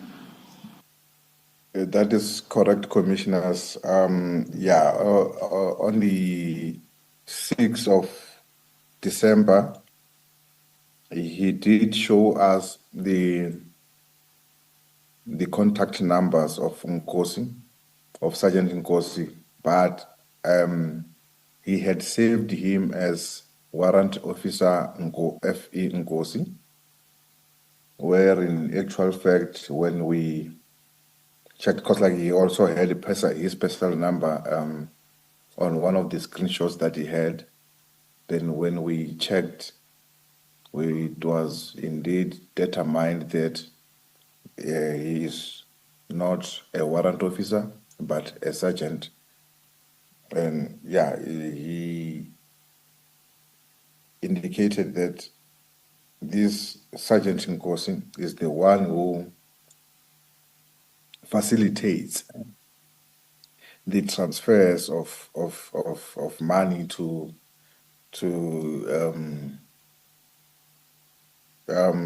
General Sibia. And in one of the conversation that Mr. Nhlanhla showed us, he also indicated that this Sergeant Nkosi is in possession of Mr. Nhlanhla's bank account card. And in some instances, after the payments by SAPS to Mr. Nhlanhla, then Sergeant Nkosi will facilitate that the money gets into the hands of General Sibia. Thank you. You use the verb transfer in the context of Sergeant Nkosi allegedly transferring money to General Sibia. Earlier you said that General Sibia did not want electronic transfers and that he allegedly preferred or insisted on being given cash. In normal banking parlance or language, transfer is usually used for electronic transfers. So when you say that Sergeant Nkosi would do transfers, do you mean he would transfer electronically or he would deliver physically? Thank you, Commissioners. For the lack of a better word, sorry, I'm very, very sorry to interrupt you. Allegedly, of course. Yes, Commissioner. For the lack of a better word, to put it, I would say that he will serve as a messenger or a go-between who will take cash from Mr. Nhlanhla and transport it to General Sibia. Thank you, Commissioners. And just to confirm, Witness C, your evidence is that Sergeant Nkosi had access to a bank card belonging to Mr. Nhlanhla. Is that correct? That is correct, Commissioners. In one of the Mr. Nhlanhla conversations with Sergeant Nkosi, he asked Sergeant Nkosi to send him the picture, the front and the back part of his business account, FNB business card. Then indeed, Mr. Sergeant Nkosi took two pictures, one which is the front part of the FNB business account, and which was the back part of the same card of Mr. Nhlanhla. Witness C, in that paragraph 110, you speak of an ABSA account. Is it different? So is there a different account, ABSA, and another one, FNB? Because now you've just mentioned FNB. Yes, Commissioners. The ABSA bank account, Commissioners, is an account number that belonged or that belongs to Sergeant F.E. Nkosi, which at the time of an interview with Mr. Madlanga, he indicated that sometimes he would do EFT transfers for Sergeant Nkosi to utilize and some to facilitate that it reaches General Sibia. Thank you. Thank you. Witness C, over the course of the next few paragraphs, from paragraph 111, you are going to detail instances where Mr. Nhlanhla relayed to you that he provided funds to General Sibia. Could we work through those instances one by one, beginning with paragraph 111, please? Before you do that, Witness C, you say you conducted an investigation into who is this Sergeant Nkosi, and you found that he belongs to which unit? The National Organized Crime Unit, which falls under General Shibiri and is overseen by Lieutenant General Sibia. Thank you. Thank you, Commissioner. Witness C, you were at paragraph 111, please. Thank you. Mr. Nhlanhla also indicated that there was an instance when General Sibia's son was getting married, and he was invited to that party thereof. And at that event, he had given General Sibia an amount of 300,000 in support to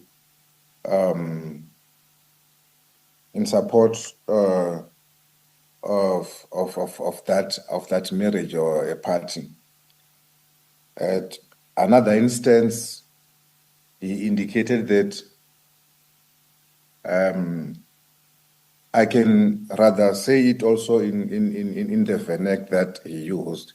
He said, yeah, General Sibia, orata mali chelete dema. So meaning that General Sibia loves money a lot, because he was the time he went to his office at the national head office of SAPS, whereby he wanted a resolution into the issue of him utilizing the clinic at Pretoria West SAPS Academy. And then General Sibia instructed him to place the money in the dustbin at his office. It was like he has a bathroom attached to his office. Witness, you've been specifying the amounts. Was this amount not specified? Just say place money. Thank you, Commissioner. For this amount, he didn't specify as to how much it was. And the question was never also asked as to how much was it.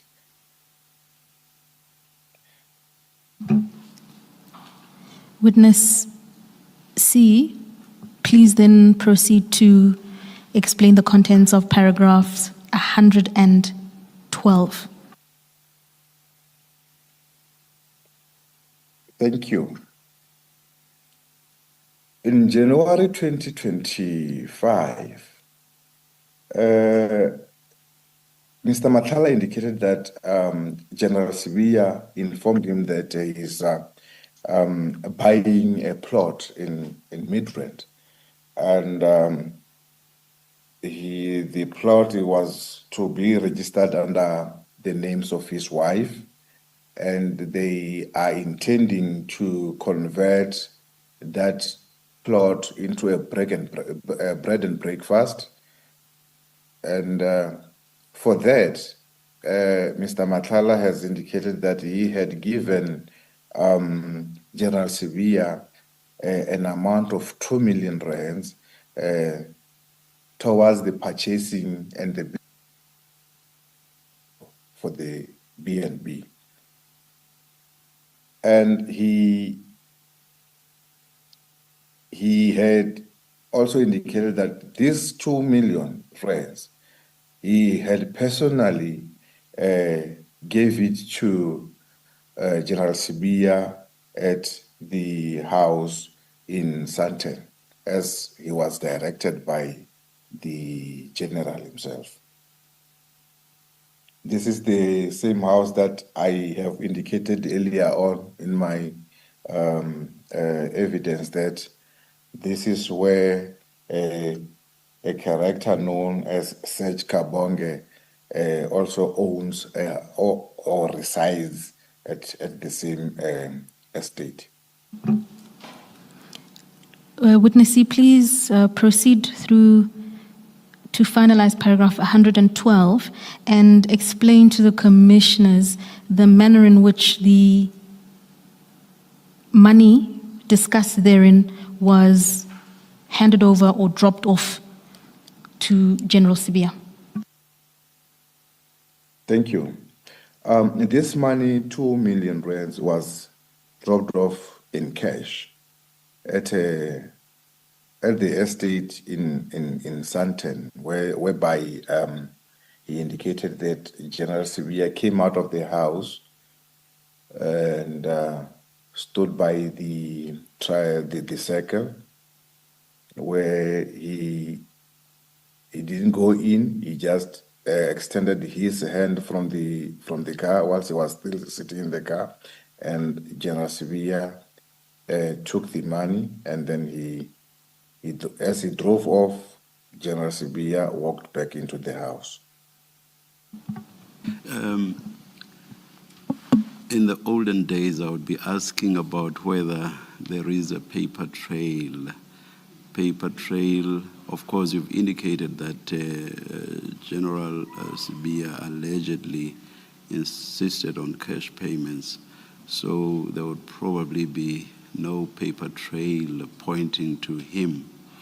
But there would be paper trail at least showing withdrawals that are either of the exact same amounts or amounts in that region. So these days everything is electronic, but it would still work the same way. Were you able to establish, or was someone else able to establish, if indeed there was a trail tending to match or show a link with the alleged payments to General Sibiya?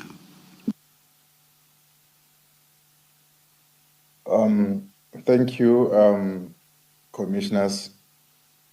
At the moment, at the time of deposing this affidavit, commissioners, we were still in analyzing the bank statements of Mr. Nhlanhla. Mr. Nhlanhla has a lot of bank accounts, commissioners, and the activities in those accounts are a lot. So the analysis thereof hasn't been concluded. Thank you. Witness C, my question related but slightly different. This estate in Sandton where General Sibia allegedly resides, have you been able to obtain CCTV footage showing Mr. Nhlanhla going in and out of the estate around the same period that you mentioned in paragraph 112 of the statement? Commissioners, that part, since I am not fully into that investigations, I wouldn't be able to state as to whether the CCTV footage thereof had been viewed or secured or not. Because I'm thinking if Mr. Nhlanhla did go to that estate and did deliver a bag, we won't know obviously what's inside the bag. There may well be CCTV footage that shows him entering and leaving, but also dropping off a bag or something similar to a bag. Would that not be so? Yeah, if the area is CCTV covered, indeed, such evidence will be available. Thank you. Thank you, Commissioner. Witness C, is it your evidence that the allegations made by Mr. Nhlanhla are the subject of an SAPS investigation? Is that correct? That is very correct, Commissioners. And I would also like to state that on this interview, Commissioners, our main aim was to investigate the case pertaining as per Sandton CAS 436 of 10/2023. But now, one couldn't put a cover on the ear and not pay attention to what Mr. Nhlanhla was saying to us, Commissioners. So whatever that he had said, Commissioners, is it's a matter of investigation, an ongoing investigation in the SAPS. thank you, Witness C. To make sure that your response is properly understood, are you saying that the primary purpose of engaging Mr. Nhlanhla upon his arrest was to obtain information concerning the Sandton case for which he had just been arrested, and therefore that the additional disclosures that he made were supplementary or secondary to your primary purpose for engaging him? I will state it in this way, Commissioners. Nhlanhla was arrested as per Sandton case 436 of 10/2023, which is an attempted murder case. Now, our reason for taking him to the to Boksburg police station was to detain him for that case. But he indicated that he wanted to talk. And yes, indeed, we gave him an ear so that he will talk and we will listen to what he was talking. And also the interest, another interest that I had on my side, Commissioners, it was for me I was hoping actually that he would tell me where Jerry Bushokha was, since Jerry Bushokha even today is still missing. But unfortunately on that part, he didn't tell. So as I said, we couldn't close our ears and avoid listening to those aversions that he was making. Thank you, Witness C. Please then proceed to discuss paragraph 113. Thank you. Of the other things that he indicated that General Sibia benefited from him is that he had given General Sibia a total of 20 impalas for his plot. And unfortunately, all of the 20 impalas died. Though he didn't specify as to for which plot and how did the impalas die.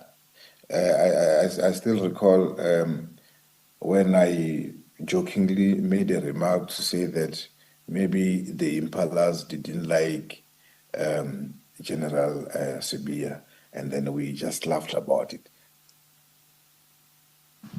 Thank you. For completion's sake, Witness C, the reference to impalas there, is that a reference to the antelope that lives in the wild? That is correct, yes. Correct. And where you say in your statement he gave General Sibia 20 impalas for his plot, that is a reference to a plot belonging to or occupied by General Sibia. Is that so? Commissioners, on that, he didn't specify as to whether it is for the new plot that he had bought, that General Sibia had bought, or the plot where General Sibia resides as in now. But that it was General Sibia's plot. Is that your evidence? Yes, my evidence is that it was General Sibia's plot, but he didn't specify as to which of the plots. Witness C, please then turn to the final paragraph under the subheading of General Sibia and explain there to the Commission why you describe Mr. Nhlanhla as an upset and frustrated man. Thank you. Mr. Nhlanhla expressed a lot of frustrations against General Sibia, to say that after the raid at December 6, he was promised that the actions by the SAPS will be actually anything by the us to him will be diffused. So now when we went again to his workplace, company offices on the 18th of December 2024 and the 19th of December 2024, then he became more frustrated to say that despite the fact that Lieutenant General Sibia is the Deputy National Commissioner and he has promised him that the police won't be coming again to his either his house and or his business addresses. The team also still proceeded to his premises and conducted the compliance inspection, whereby his company firearms were also seized. And now General Sibia on the other side had failed to stop that or to assist him in that manner, in that fashion. So yes, he indicated that he was very frustrated, angry at him. And he indicated that, but now for his safety, because he indicated that we call General Sibia the pit bull. So now he indicated that for his safety, and then he would just play along with him, because fearing that should he made it known that he is no longer on his side or whatever, I do not know how to put it, then as he calls him Pitbull, he knows that should General Sibia find out that Nhlanhla has changed sides, then it means that it will be the end of his life. Thank you. Witness C, at the end of paragraph 114, you state that Mr. Nhlanhla expressed that despite being a deputy national commissioner, he didn't make calls to assist him when police descended on his home and business. That's, of course, a reference to General Sibia, is that correct? That is correct. That's yes. correct. And in engaging Mr. Madlanga, did he say to you on what basis he was entitled to or demanded assistance from General Sibia when the police descended on his home and business? What was his entitlement to that intervention from the Deputy National Commissioner? Thank you, Commissioners. As I have indicated on the, I think it was paragraph 90 something there, where he indicated that General Sibia, it will be paragraph 106, whereby General Sibia came to him and asked him to please take care of him, and he will take care of him. So since now General Nhlanhla had been taking care of General Sibia, so General Sibia was also supposed to take care of him in return for that. So then now that is one of the frustrations that dawned him to say that no, I'm playing my part as in paying the general, but now the general is not assisting me in preventing all these raids by the police to his premises.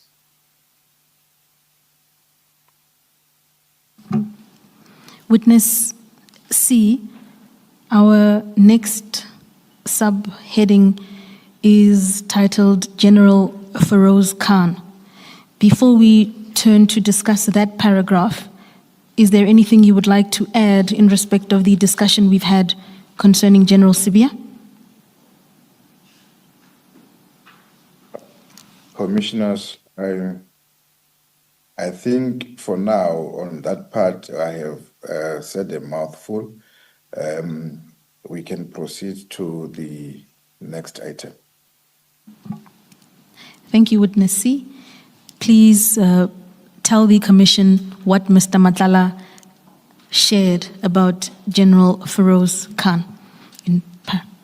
Let's start by identifying who General Feroz Khan is and how he fits within the structures. Thank you, Commissioner.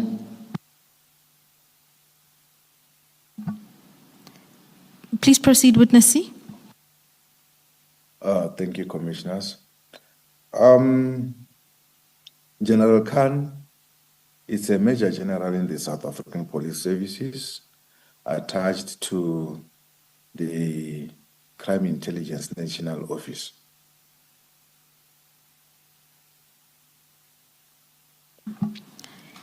Thank you, Witness C. Please then proceed to paragraph 115. Thank you, Commissioners.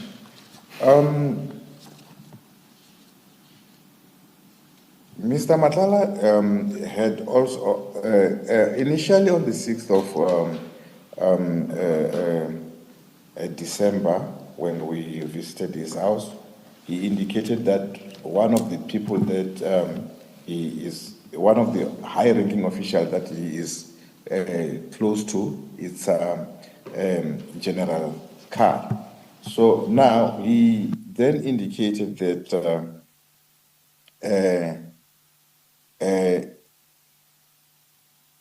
there were disciplinary charges that were brought against General Khan in the SAPS, and that General Khan demanded an amount of 2.5 million from him. I do not know for what, but then he only gave him an amount of 500,000.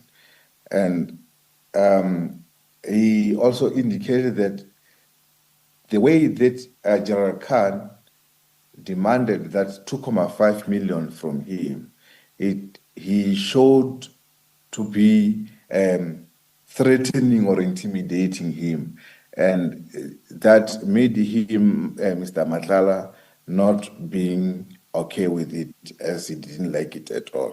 So he didn't specify as to why the demand of 2.5 million, and whether that money, is it the money that maybe Mr. Nhlanhla owed General Khan, or maybe it was for him to pay for his legal fees. He didn't indicate that, Commissioners. Witness C, when we initially dealt with your evidence, you testified that when you interviewed Mr. Nhlanhla on the 6th of December, he made reference to a General Khan. Is that correct? That is correct, yes. And on the 6th of December, he told you that General Khan would regularly utilize his penthouse at Mainland Main in Pretoria. Is that correct? That is very correct. And so is the reference to General Khan, to the General Khan, in May 2025, the same General Khan spoken to you about from the December 2024 operation?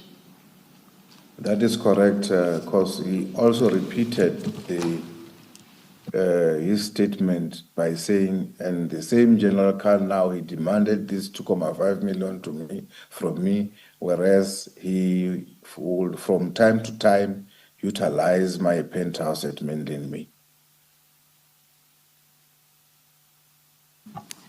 Thank you, Witness C. Our next heading is then titled General Shibiri. I am going to ask you to tell the Commission what Mr. Nhlanhla told you with reference to paragraph 116. Thank you, Commissioners.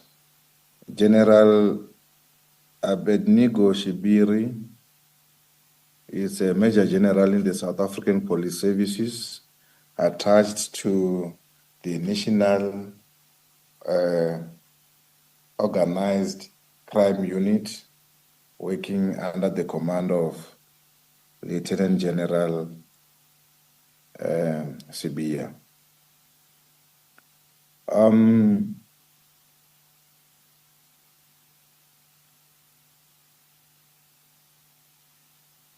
He was also close to General Shibiri, as also in the first encounter with him, he had indicated that when he was doing the name dropping, he dropped also the name of General Shibiri to say that he was close to General Shibiri. So now, at this point now in May 2025, that is when Mr. Nhlanhla indicated that he had, General Shibiri was celebrating his post-promotion. And for the party or the celebration thereof, he had given an amount of 80,000 to General Sibiri through a company called Black AK Trading. Then he further indicated that he had General Shibiri wasn't happy with the an EFT or electronic fund transfer to this Black AKT trading, with which they say the money was also transferred back to his Mr. Matlala's account, and that the same amount of 80,000 was then given to General Shibiri in a form of cash. Ms. Mkhwanazi, I think you'll recall that in relation to other payments, Chair asked if there is paper trail. In relation to this one, I believe witness X gave evidence and also proof of those payments. I just wanted to place that on the record. That's indeed correct, Commissioner.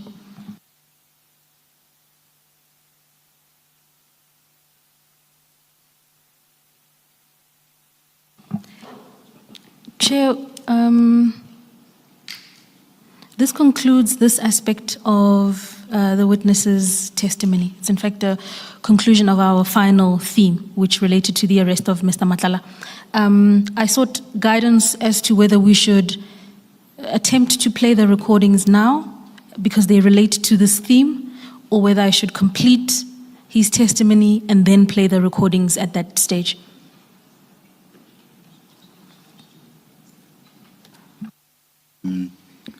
My colleague, Commissioner Baloyi, has a question, but to respond to you directly so long, let's just finish the evidence all the way to the end. Thank you. Thank you, Chair. Witness C, about General Feroz Khan, did Mr. Nhlanhla at any point, whether on the 6th or on the day of his arrest, explain the nature of his relationship with Feroz Khan, with General Khan, rather? Thank you, Commissioners. Mr. Nhlanhla only indicated that he was close to to Major General Feroz Khan. He didn't indicate the nature of the relationship or the closeness of them as to what end. And thank you. And then another question. In your paragraph 91 of the statement, right at the end, you say, I will reference, it starts this way, in the course of this section, I will reference chats obtained from Mr. Nhlanhla's phone in support of what he shared with us. Up to this part, this end of your evidence, you haven't referenced any chats that were obtained from his phone. What is that about, that sentence? What are you referring to?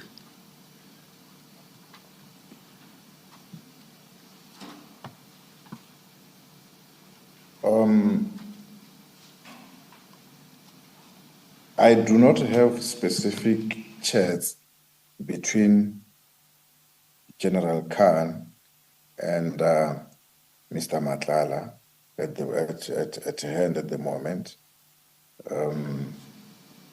because I did not conduct the analysis of the imaging of Mr. Nhlanhla's phones. All right, let me explain my question. That paragraph, how it starts, this is where you're talking about the chats that you say were informal chats, right? Maybe let's go back a bit. You say in paragraph 90, you say Mr. Nhlanhla was read his rights and arrested. he asked to have an informal talk with us, right? That's in paragraph 90. And then That's correct. in paragraph 91, you then say the chat is recorded. And then you conclude that paragraph by saying, in the course of this section, I will reference chats obtained from Mr. Nhlanhla's phone in support of what he shared with us. And when you turn to the next page, that's where you have the subheading, Minister Mkhunu, and so on. So my question is not just about Major General Khan, it is your entire evidence about the subheadings that where you say I reference chats obtained from Mr. Nhlanhla's phone in support of what he shared with us, which chats are you referring to?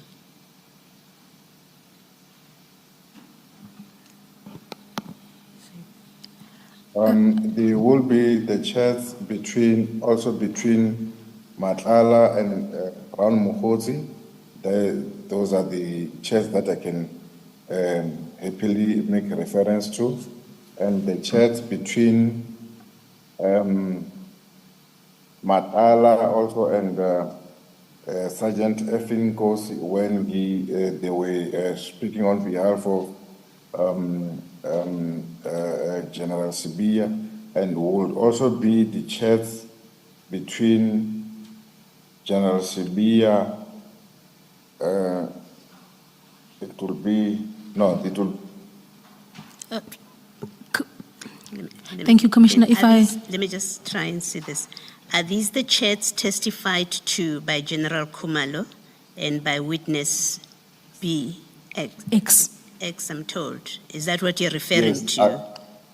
Yes, correct, Commissioners. The chats are the ones that has been testified by witness X and Lieutenant General S.D. Khumalo. All right, thank you. And then lastly, On my part will be most especially the recording of the chat we had with Mr. Nhlanhla. right, thank you. And then lastly, these chats that are recorded between you and the evidence leader, you have referred to them as informal. You had an informal chat. What does that mean? Is these chats that you have recorded, are they not now part of your record or docket? When you say informal, why do you call them informal? We call them informal because the engagement between a suspect and a detained person, when we formalize it, it will be in a form of a warning statement, whereby I will first read you your rights as a detained person or an arrested person, and now warn you that I'm going to take a warning statement from you, and I will further inform you that I have information pertaining the charges that you are facing, with which now I'm giving you an opportunity to can state whatever that you would want to state, and you should know that whatever that you tell me then, it will be written and used as evidence in the court of law. That will be the formal chat. Then it was before he was charged, and it was before a warning statement was obtained from him. That is why I said, as he said, that of the case, I wanted to talk. So now we are not talking about the case that he was facing there. We didn't touch at the merits of that case.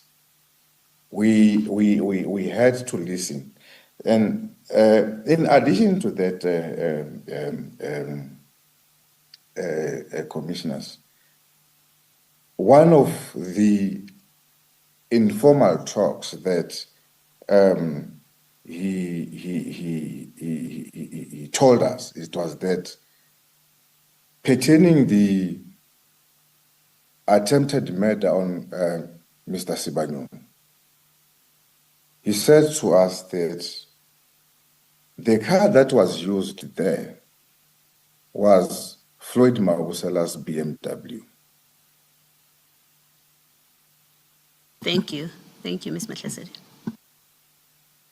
Breakingly so said that that car, you will never find it because from the farm, he was told to destroy that car.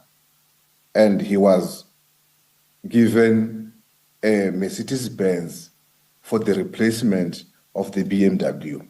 Now, because he made that aversion, we investigate whatever you say. That is why I said we do not put a cap on the EM.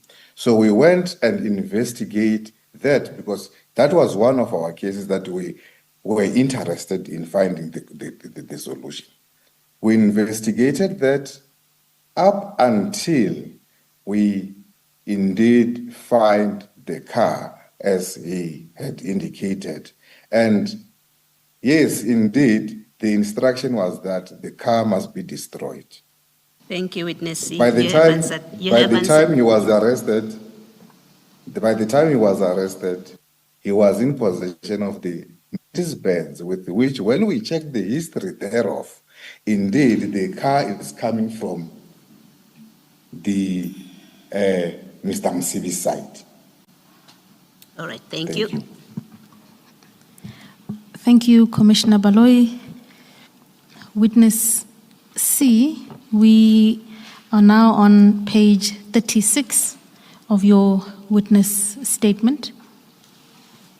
We commence a new heading entitled Retaliatory Efforts Against Our Work. In paragraph 117 of your statement, you set out that the work you do is constantly the subject of constant attacks. Please detail to the Commission instances of this, starting at paragraph 118. Thank you, Commissioners. Commissioner,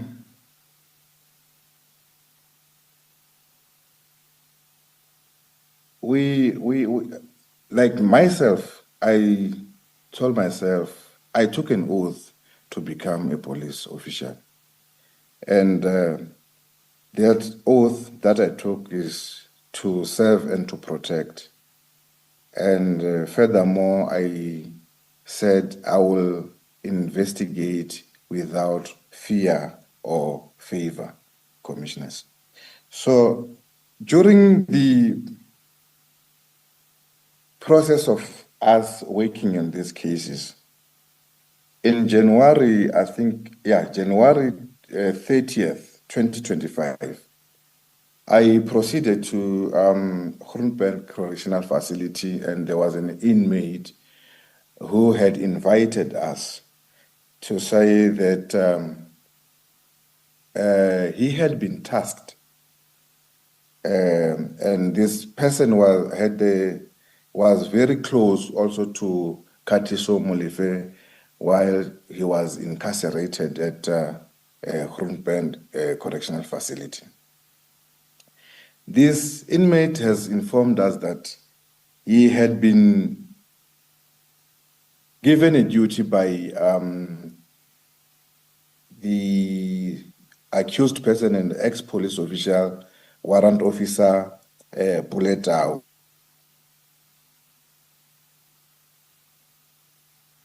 to assassinate witness A and witness B. And that arrangement was that he would contact a person from the outside that he knows as a contact of Mr. Taupole, known as Muzi, and Tau's daughter, known as Manana, that they will be the people who will be facilitating on the outside as to the payments and the resources for the assassination of witness A and witness B. So, and for this organizing this hit, he was promised that he will be given an amount of 50,000, and furthermore would he will be assisted in arranging the lawyer for his appeal, as he was on the verge of appealing his sentencing. And this in the very same inmates also informed us that the legal representative of Warrant Officer Puletau had given or finished the copies of the dockets, Ferenhenkes 275 of 4/2024, to Mr. Katisumulife. And this, to me, I find it very wrong, because the docket disclosure to Mr. Katisumulife was not yet done, as Mr. Katisumulife was still on the verge of applying for a bail. So this, I can tell that the legal representative, Mr. Franz Mashele, also knew that what he was doing is very wrong by giving Mr. Katisumulife the copies of the docket. Mr. Puletau knew that what he was doing in organizing hitmen, or to orchestrate a plan to have investigators in the SAPS, which is witness A and witness B, to be killed, it was very, very wrong. So this is one of the most disturbing parts in our lives, to say that as I have taken an oath to serve and to protect, there's one person who will go say that, no, you cannot do that, because me, I am corrupt, you must be corrupted like I am. See. Yes. Witness C, in that paragraph at the end, you say, and provided the two accused prior to the disclosure of the docket. Who are the two accused you're referring to there? Right at the end of paragraph 118. No, he was indicating that Mr. Mashele provided the copy of the docket to Mr. Katisumulife and to Musakekan. Thank you. Thank you.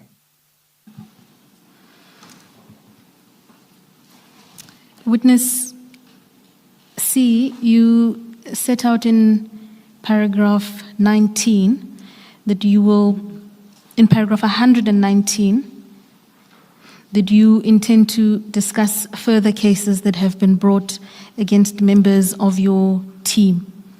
Can I ask you to turn to paragraph 120 and 121? With reference to 120, please read that paragraph into the record. I have addressed the commission on the case opened by Mr. Nhlanhla in December 2024, which was ultimately withdrawn. Commissioners, And that this is very disturbing, commissioners. After our raid at Mr. Nhlanhla, he was advised by the senior members of the SAPS to open a false case against the members in order to stop the members from conducting their duties. And I believe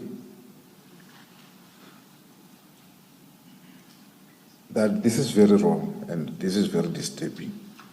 We are on the very low level ranks of the SAPS. And if there are those who are in the highest line of the rank structure Ms. of the Ms. SAPS Mkhwanazi, would advise. is this not repetitive? Thank you, Chairperson. Resolve the issue in this manner. Witness C, please confirm that the reference in paragraph 120 to the case opened by Mr. Madlanga relates to the High Court application that you have already addressed the Commission on. That is correct, Commissioners. Thank you, Witness C.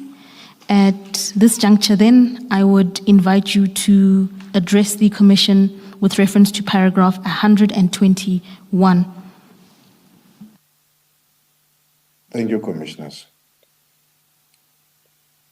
In December 2024, there were 3 cases that were opened against us, which is one case was by Ms. Fundiswa Nyangule, who is a partner of Mr. Katiso Molefe, and the 2 relatives being Lebohang Molefe and Phumulo Fanamoloi.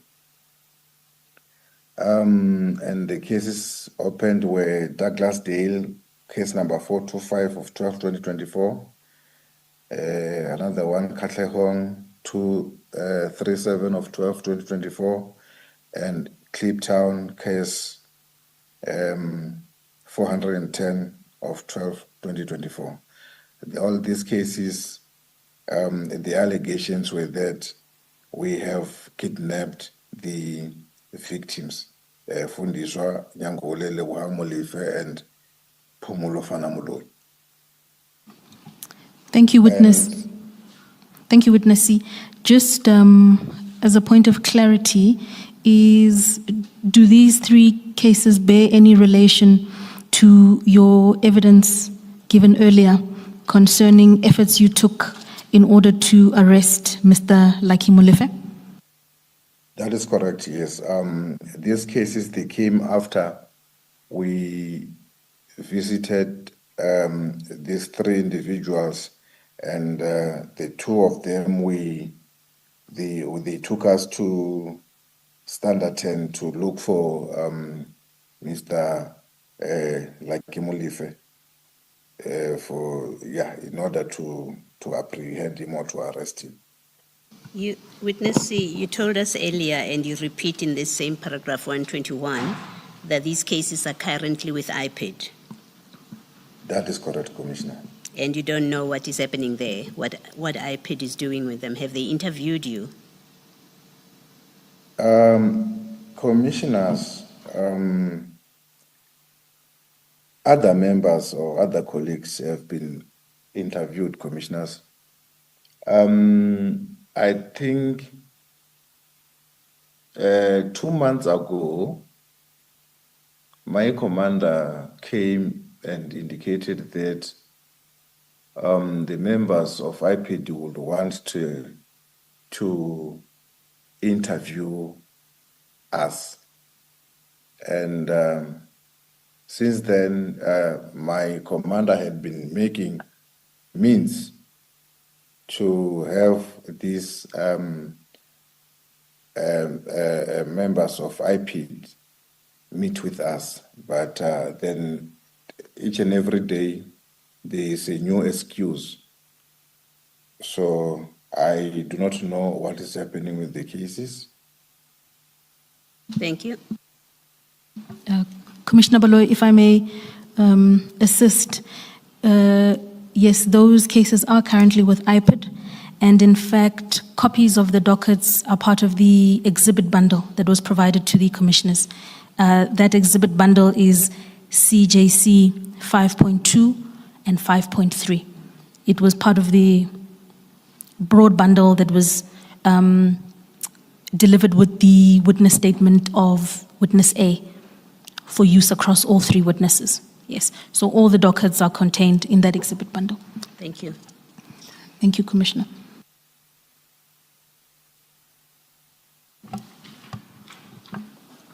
Witness C, please then turn to the contents of paragraph 122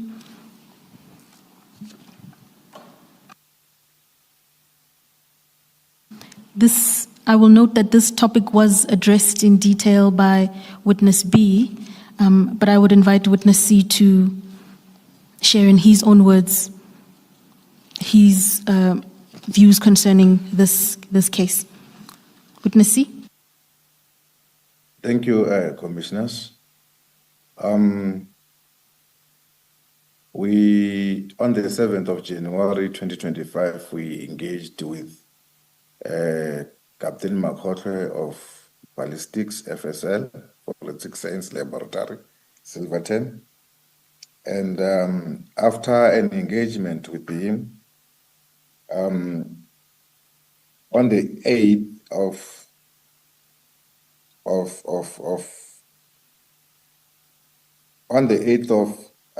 January, when we went back to his office, that is where now at the office of Brigadier Mkhwanazi, Brigadier Mkhwanazi informed us that he advised the member not to engage with us anymore, and that he had advised the member, which is Captain Mkhwanazi, to go and open a case of kidnapping against the members, with which at the moment the case is registered as case number Loate case 118 of 1/2025, with which I am one of the suspects in that case, and a warning statement had already been obtained from me. And this, I can tell that it is another way of stopping me or discouraging me and the team to conduct our duties. Witness C, in paragraph 119, you indicate that you consider the cases brought against the team to be meritless and to serve to distract the members. With reference to the Loate case that you've just explained, please share with the Commission why you view the case as being meritless and as serving an ulterior purpose. Thank you, Commissioners. This case, Commissioners, we contacted Captain Mkhwanazi. I recall the day that on the 7th in the afternoon, around 2 in the afternoon, when we contacted him, it was just after I've learned that he has now been promoted to a rank of a captain. And I congratulated him to say that congratulations on your new rank. The promotion is a good thing. And we requested to meet with him. He indicated to us that he was currently on leave, but he would like to meet with us at Loate SAPS.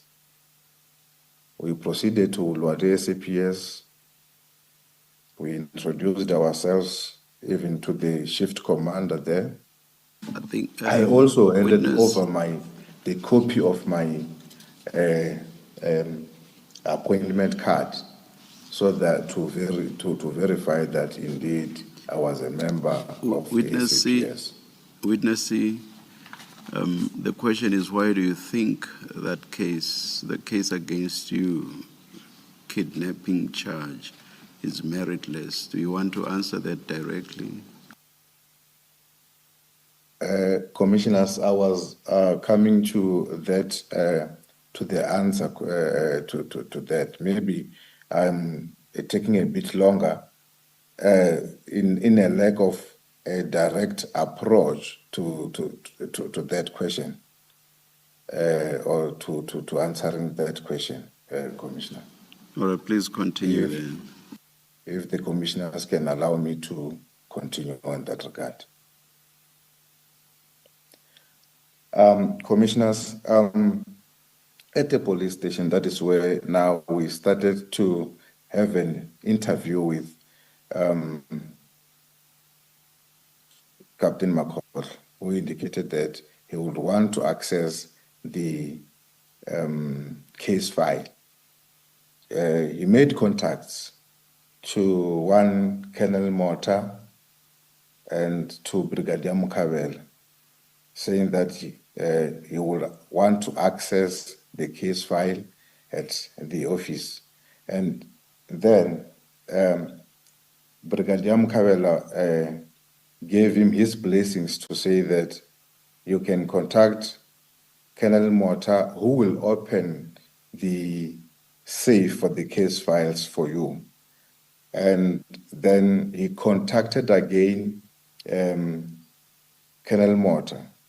Lieutenant Colonel Mota, in return, he said that it is just unfortunate that at the present moment where I am drunk in such a way that I cannot drive from wherever I am to the office to open. And after that call, he dropped it and he phoned back again to say that the case file has been transferred to KZN Amazim Dot. So then that is where now Captain Mkhwanazi suggested that no, since when the case file has been transferred, let's head to my office, because on my computer system, I have each and everything that I do, I have a backup on the system. So that is when now we proceeded there. So now we went with him at his own free will, and as he is the person who directed us to there, and he is the person who asked the permission from his superiors to access the laboratory at night. Upon arrival at his office, then he was in possession of his cell phone. But witness C, the kidnapping, as I understand the allegation, are related to you traveling in your own vehicle or vehicles with Captain Mkhwanazi from Luwate to his office at the FSL. That is what it relates to. So your evidence is that we did not force him. We took him in our car because he wanted to show us his material or information at his office. He did this of his own accord or free will. Therefore, because he did this freely and voluntarily, there was no kidnapping. Is that not enough to answer the question that was put to you? Must we get all the detail relating to everything that happened during that encounter, right up to the end when you left the FSL? Is it not enough to say he came to our car voluntarily to show us what information he had at his office? Is that not enough? Yeah, Commissioner, that is correct. It is enough, Commissioner. Thank you. Thank you, Witness C.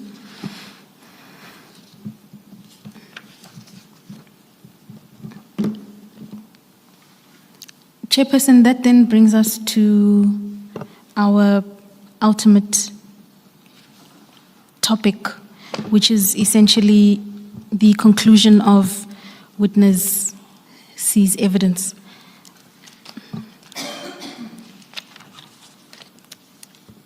Witness C, we are now at page 38, paragraph 124 of your witness statement.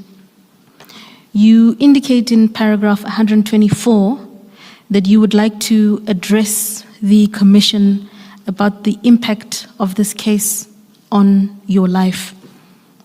Can I ask you to begin that topic at paragraph 125? And I think it's best if witnesses simply reads all of this into the record, please. I have no objection with that, Chairperson. Thank you. Thank you, Commissioners. I will read as follows. I'm a career policeman. I have never worked for an organization other than SAPS.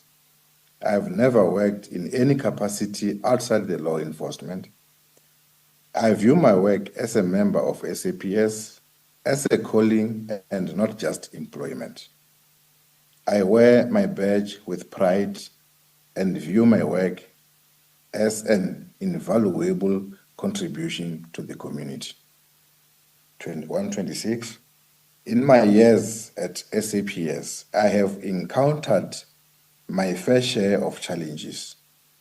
This includes long hours, suppressed pay, lack of recognition for sacrifices made, and the pain that comes from meeting victims of crime and bearing the responsibility to seek justice for them. However, this case has taken more from me than I ever could have imagined. I am not living a lie. I am living a shadow of my former life. On the professional front, I am no longer able to execute my duties in the manner I previously did because I cannot move freely in public without 24-hour protection. It is difficult to meet with informants or to make new connections. As my current condition is not conducive to blending in and meeting people in order to get information, I cannot go to court normally and seek my orders. My movements are not free and spontaneous. On the personal front, I cannot live a normal life. I cannot go to the gym or eat out without risking my life. I have a family that I am deeply committed to, but cannot take my family to a shopping mall or arrange that we go out on a holiday. I rarely see my family because doing so is a direct endangerment of their lives. This has alienated me from my family, in particular my wife, children, who I have not seen in an extended period of time. I bring this to the Commission's attention because it is important for them to know the sacrifice of ordinary SAPS members. We are at the cold face of justice and face the raw, unfiltered reality of fighting crime in the country. But even with all my sacrifice and hard work, I'm on the entry level of SAPS. My colleagues and I are ordinary SAPS members, and we need assistance in breaking down corruption and the politicization of the SAPS. It is difficult for us to execute our duties when the corrupt individual we have encountered are senior ranking members in the SAPS. It is impossible to fight well-resourced, organized, and ruthless criminals when your own superiors are co-opted and complicit in criminality. With the current environment, South Africa will not win the war on organized crime, CIT, transborder hijacking, drugs, kidnappings, and extortion. Corruption within SAPS only makes it hard to do our work, but it is disillusioning. It is career limiting and causes disassociation from our colleagues who avoid us. Our colleagues know that you are investigating these cases and avoid you for the fear of facing repercussions. I make this statement not to seek sympathy, but to make the Commission alive to the reality of committed, ethical, and ordinary SAPS members. I am grateful to General Mkhwanazi, who lifted the lead on our circumstances. This is the conclusion of my testimony at this juncture. Thank you, Chairperson. That is the conclusion of Witness C's evidence. Yeah, of course, it's subject to us listening to the recordings. Yes. Yes. 5 minutes to 1, Chairperson. Should we not take the lunch adjournment at this stage? And we were told that we would be getting earphones or headphones in order to set up, get all of those. Maybe let's resume at 2 p.m. Thank you, Chairperson. We will use the lunch to attend to those. To get us ready. Let us adjourn until 2 p.m.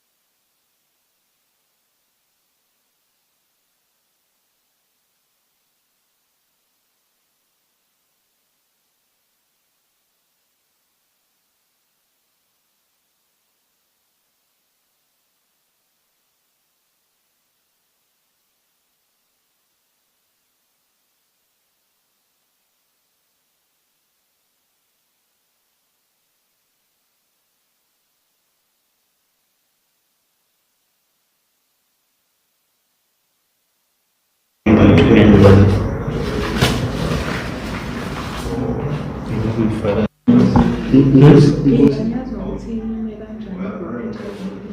Yeah, my meeting, my free Amazon can give them to anyone. Further.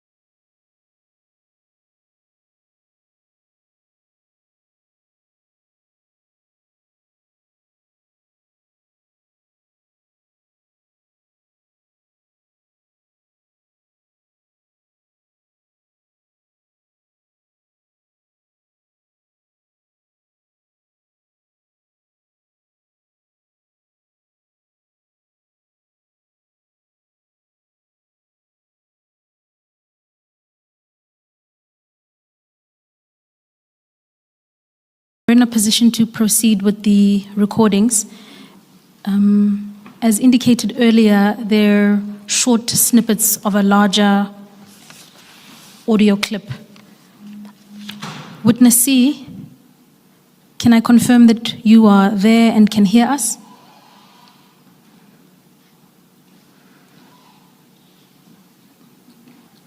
Witness C?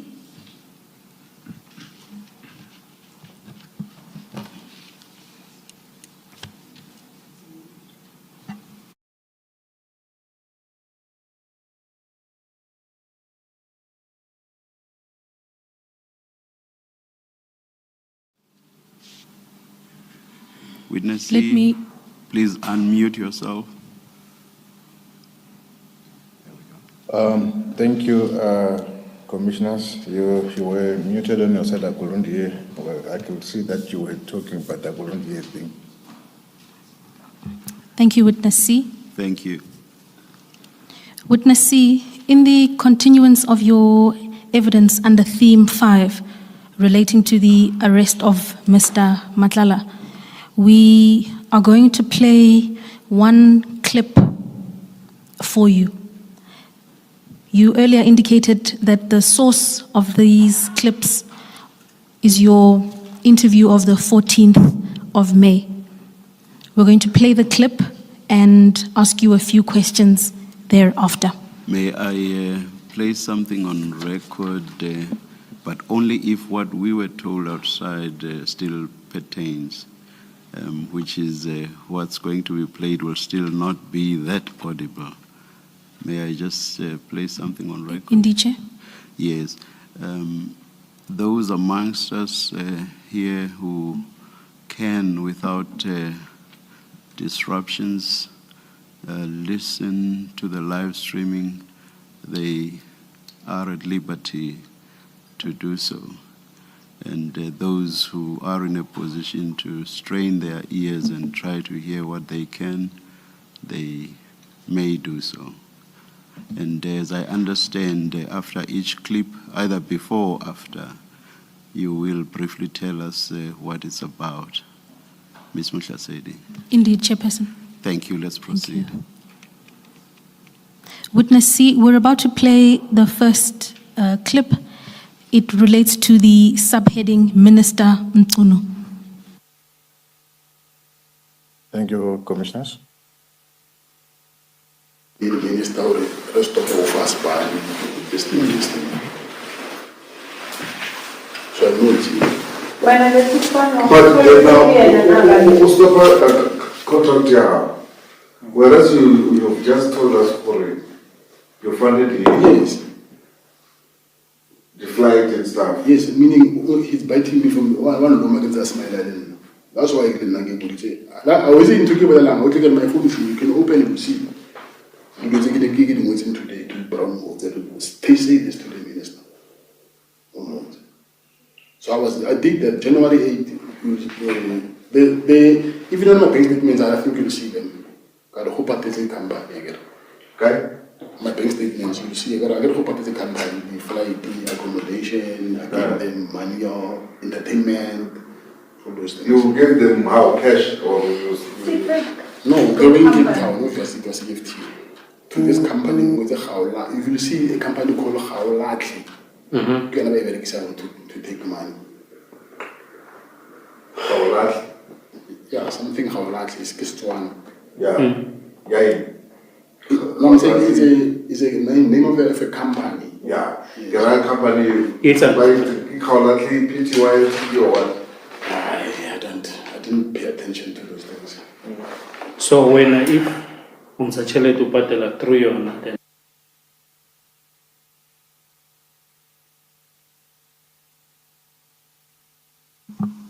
Witness C, Yes, commissioners. Witness C, were you able to hear the recording? Was it audible on your side? Yes. Yeah, it was audible on my side, commissioners. Thank you. Please don't explain what it says. Let's just continue, and where we have questions, we'll put questions.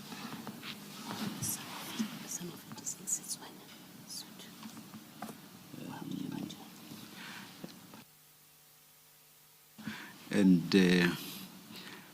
those parts that are not in English, I assume we'll get translation. Translation for them, indeed, Chair.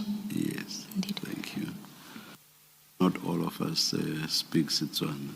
Some of us do.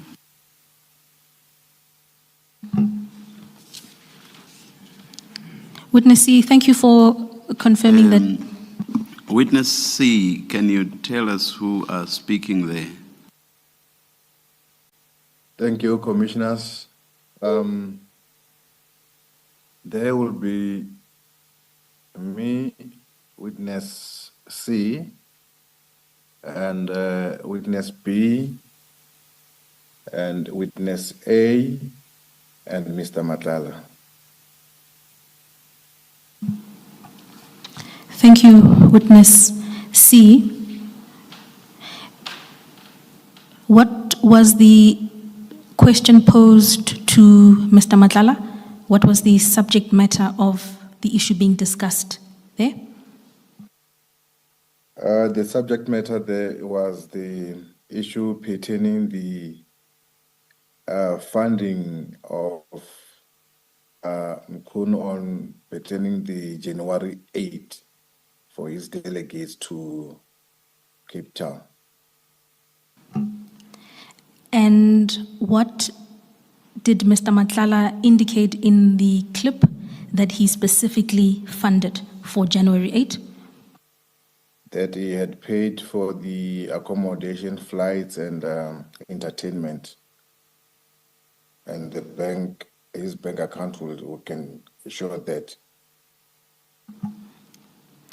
Thank you, Witness C. And the contents of this clip then accord to your earlier evidence as presented about the funding by Mr. Nhlanhla for the January 8 delegates? Can you repeat that, please? Not a problem. Does the excerpt of the recording accord or is consistent with the testimony that you gave earlier about the funding that Mr. Nhlanhla gave for the January 8 conference? That is correct, sir. It corresponds. Okay. Thank you, Witness C. I'm then going to play a second portion of the same clip. Okay.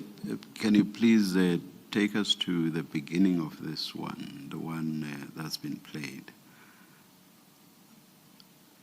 I want, like when the first speaker speaks, I want Witness C to identify for us who that speaker is. And then the next speaker, who that is, until all of the speakers in a clip have been identified. I don't know whether it's practical not to replay the whole thing, but if it's not practical, then it Chair, means a total replay. We're in a position to do that. Please. Okay. I'll just ask thank you. for a second that we rewind. Thank you.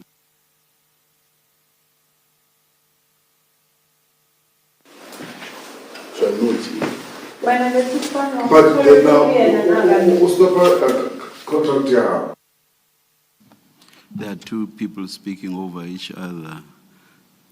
One sounds like a woman and the other one a man. Witness C, in light of the chairperson's question, are you able to identify the two voices in the clip? One sounds like a female. Yes, Commissioners. The female is Witness B, and the male is Witness C. Whereas you've just told us for it, you funded him. Yes. The flight and stuff. Yes, meaning he's biting me from one room against a smile. That's why I didn't say. I was in Turkey with a lamb. I my phone, you can open it to see. And that one? That one, it is Mr. Nhlanhla. Because they getting what's in today to Brown Walls, that was they say this to the minister. So I did that January 8th. If you don't know my bank statements, I think you'll see them. Got a whole part of the company again. Okay? My bank statements, you'll see. I got a whole part of the company, the flight, the accommodation, I gave them money or entertainment, all those things. You gave them how, cash or you? No.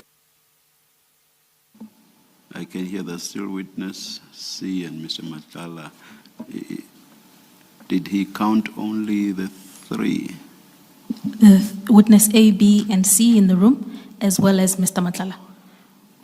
I don't remember. I don't remember him identifying the voice of witness A. I apologize, Chairperson. Maybe let me put the question to the witness.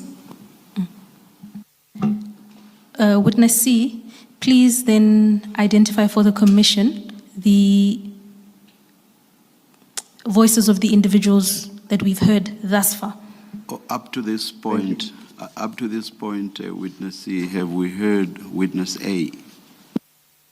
Not yet, commissioners. If you just, from where you paused, if you just proceed, witness A will will make a clarity on the version by Mr. Nhlanhla.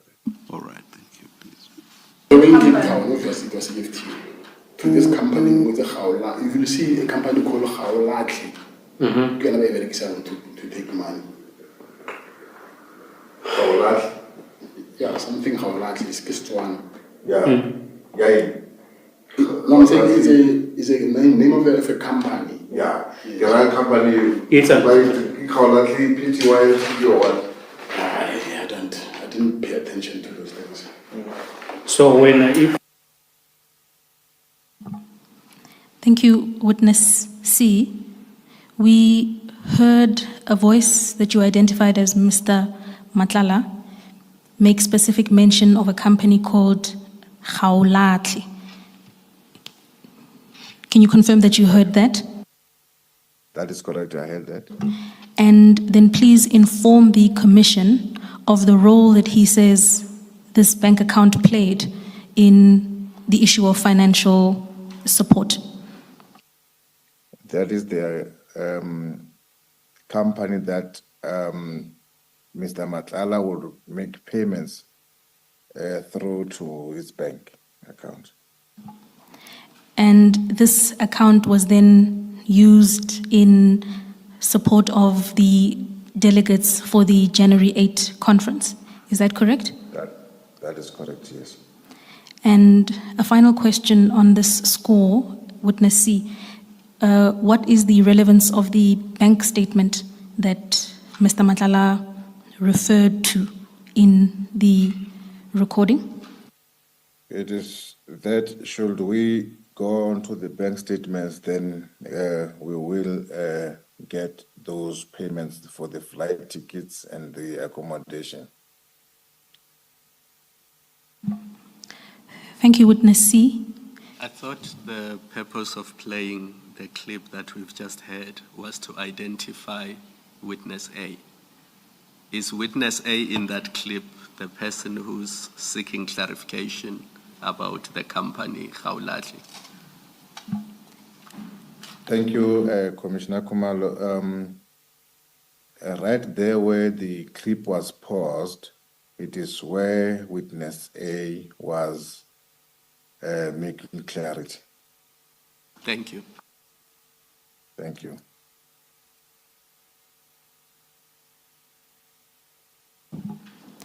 Thank you, witness C. I'm going to proceed to another portion of the recording. Please hold on. Thank you.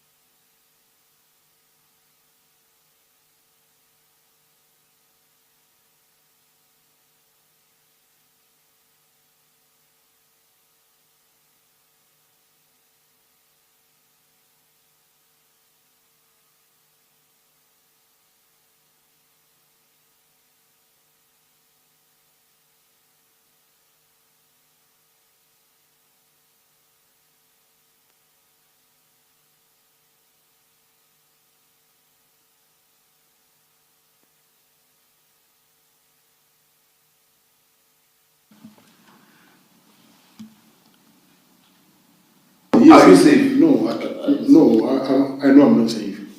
I know I'm not safe. Just to Yeah, when you go to the next clip, to avoid having to repeat, once someone has started speaking, if we could again just say, this is so and so, let the person speak to the end, and then when the next one starts, we get witness it to again tell us who that is, and then you let them speak to the end as well.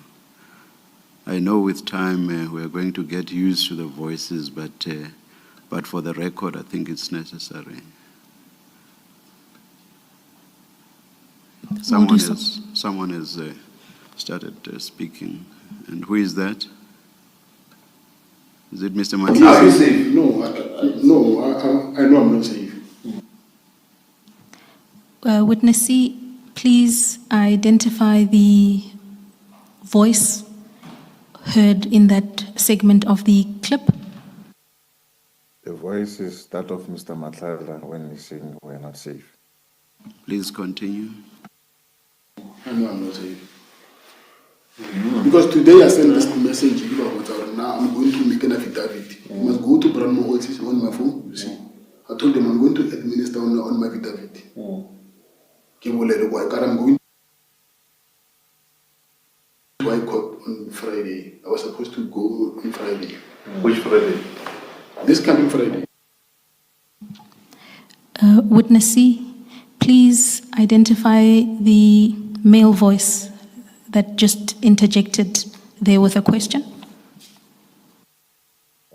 Thank you. It was Mr. Nhlanhla, and the other voice, it was my voice as witness C. Ms. For Mkhwanazi, what? I think unless you're going to run and complete it, I think because some of it is in Sesotho, it might be helpful to have the witness summarize it for the record, what was being said there. At that specific point, Commissioner, or at the completion of When you the... finish that note, I think let the witness, because not everybody understands what that conversation is. Thank you.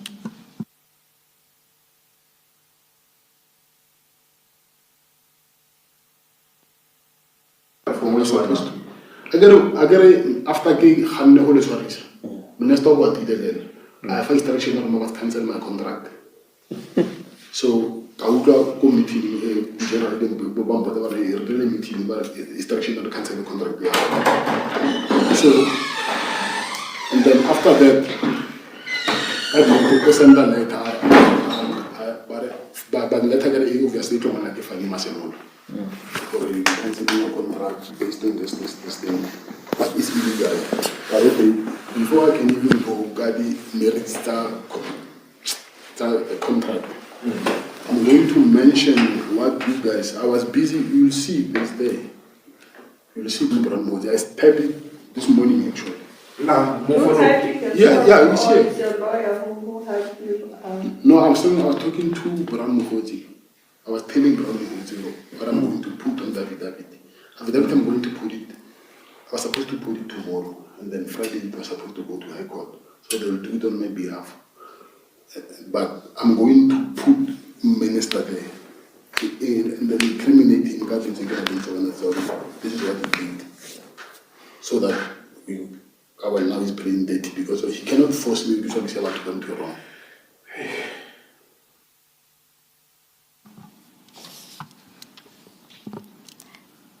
Witness C, are you able to summarize the content of the clip, including the portions that were in vernacular, please? Thank you, Commissioners. There, in summary, it is where Mr. Nhlanhla has indicated that in the morning of his arrest, he had written to Mkhwanazi, informing him that he's going to make an affidavit at the High Court, and also that he was going to implicate the minister because of his criminality, because the minister, after he had refused to open a case against the team or the police, then the minister cancelled his contract. with the SAPS. He has instructed General Fani Masemula to cancel the contract. Thank you. And the reference in the clip to, I'm going to incriminate the minister in the affidavit, could you explain that to us? Yes, he indicated that he was going to incriminate the minister in the affidavit, as he was supposedly to be going to High Court on the coming Friday.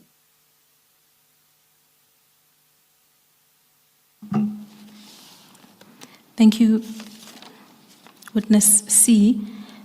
I'm then going to play a further short clip. Please just hold on.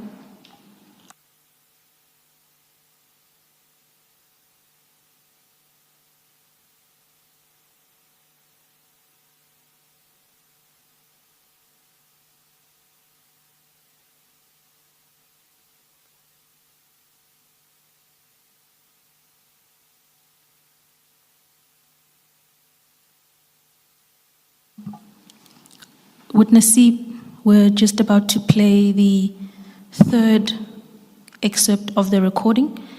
Just to locate it in your evidence, it comes under the subheading of General Sibia. Okay. How can it be close with the criminal? Yes.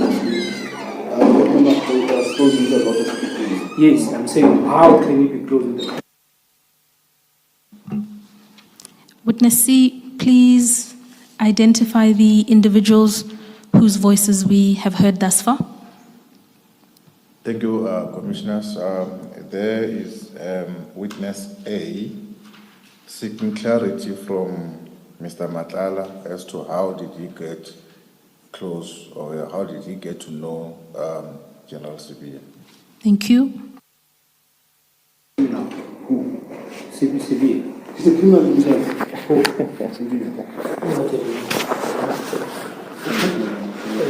So now I'm getting the connection now. He's a criminal himself. It is. It goes back to the question to say, why are you close with the criminal if you are not a criminal?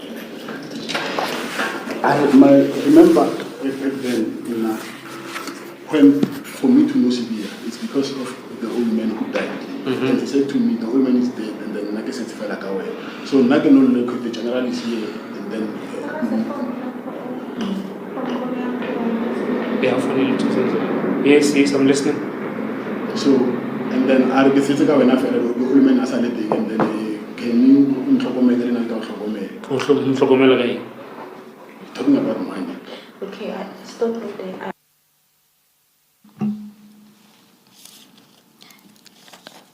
Witness C, having identified the voices of the individuals speaking in the clip, please then provide a summary of what is being stated, including the portions in vernacular.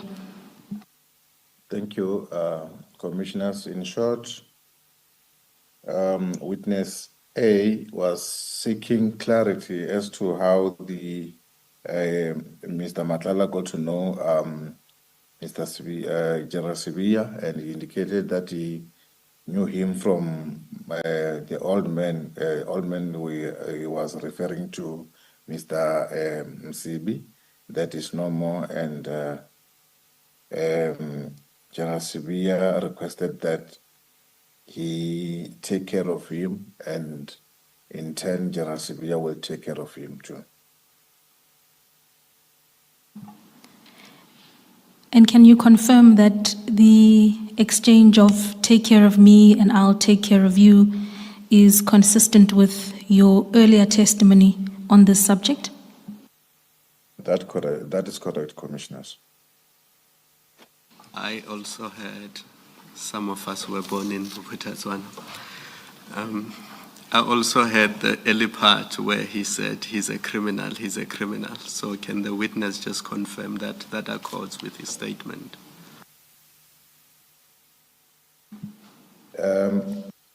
Commissioners, yes, indeed. He referred to General Sibia as a criminal, and he said he's a criminal. Nhlanhla is a criminal himself. He said that repeatedly, Commissioners.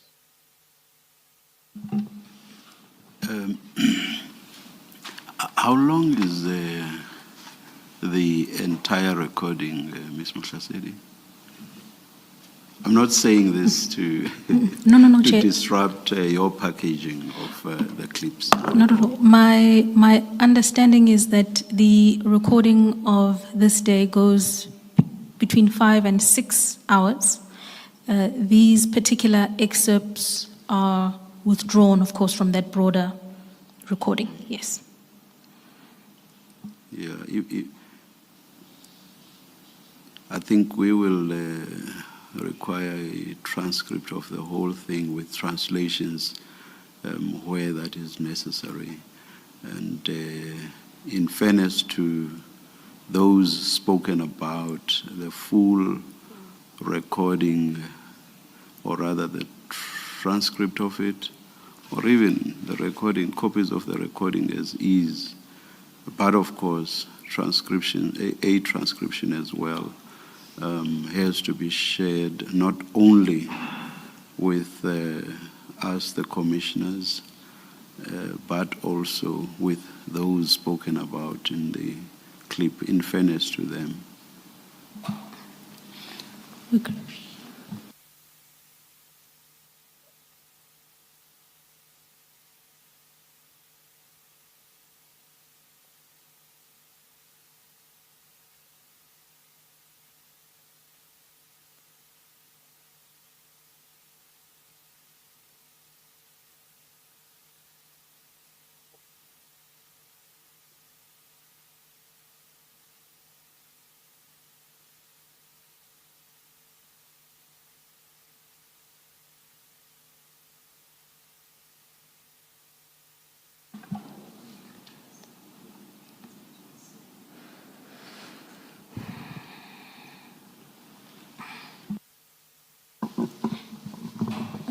Yes, I think what we are battling with, or what we are concerned about, is that in this statement, and maybe let's go back to the subtopic on Minister Mkhwanazi, that in the statement there's quite a number of allegations, a list of things that are attributed to Mr. Mkhwanazi as having said about the minister, about Minister Mkhwanazi, and so and those are now on record.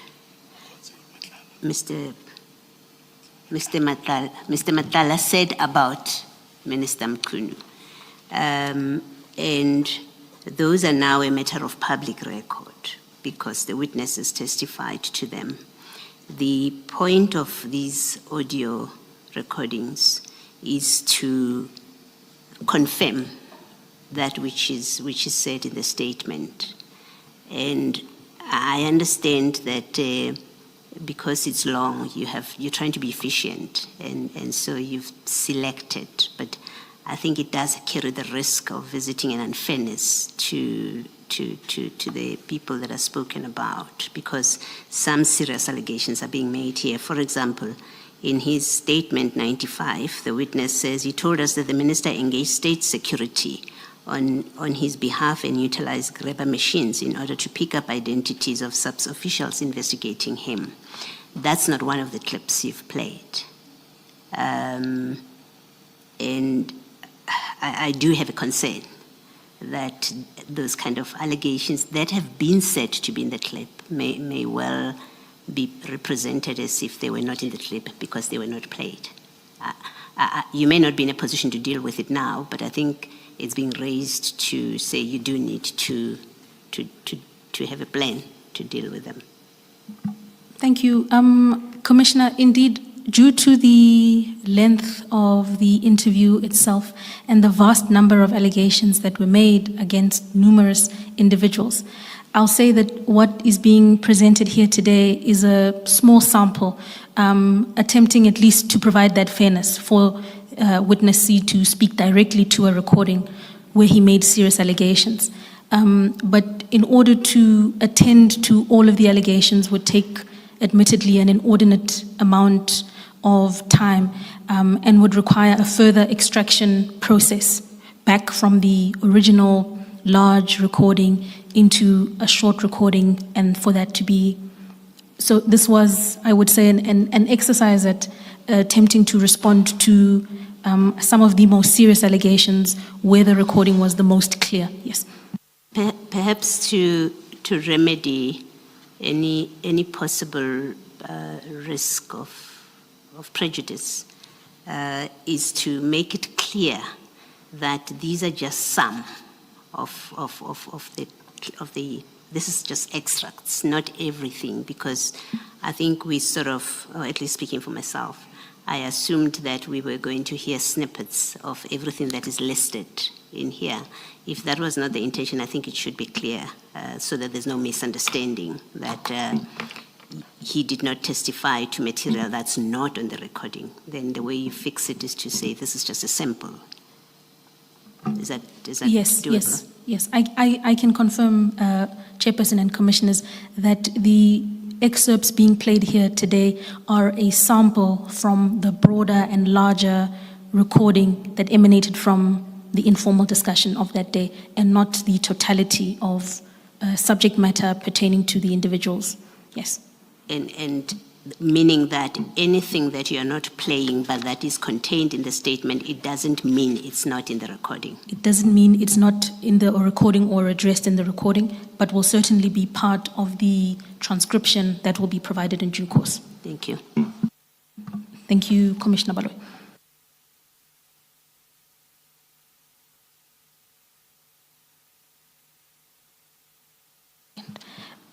Witness C, on the continuation of the subtopic of General Sibia, here is a further clip. I'm an investigator. I will. Yes. Next time I was arrested. Yeah. Next time I was arrested.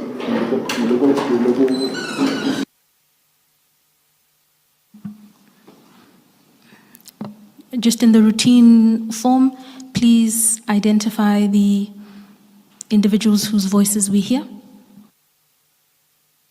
Commissioners, I'm sorry that snippet wasn't that clear. So can we replay it, please? Yes, we're going to start it from the beginning and play it for a lengthened period of time.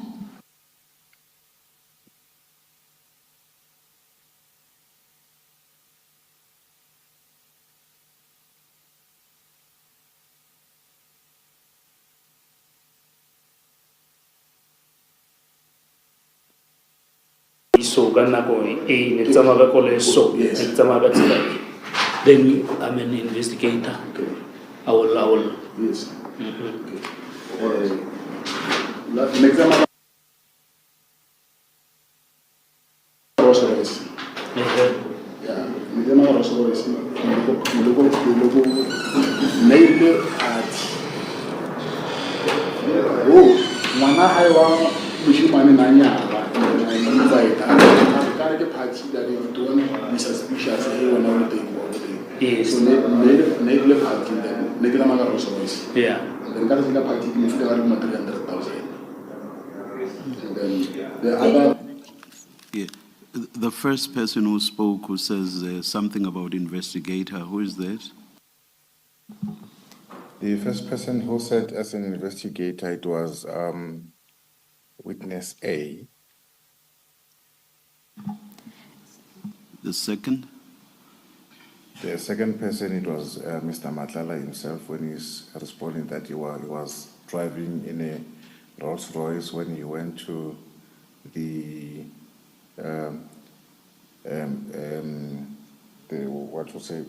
marriage celebrity or for the child of General Sibia, whereby he gave him 300,000. And in that clip, is it just the two of them? There's a voice. I cannot hear whether it was me. I was far from the mic, or the other person, but yeah, I think it was me.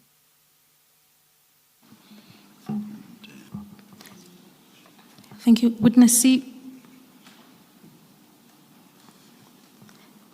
I'm just going to replay the last portion so that perhaps you can identify all the voices with some certainty.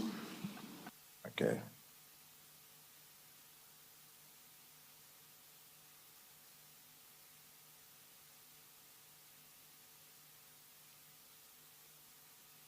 Yes. Okay. Next time I was always. Yeah. Next time I was always. Logo. Neighbor at. Oh, mwana haiwa mshimani nanya. Invite. I can't party that you don't be suspicious. Everyone everything. Yes. So neighbor party then. Next time I was always. Yeah. Then got a party. You figure out 300,000. And then the Did other. you withdraw that man on that day?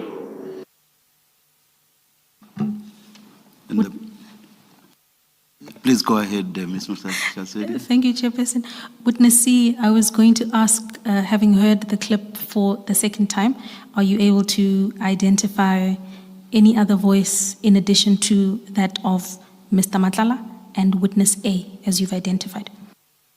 Yes, there is a voice of witness A when witness B, when she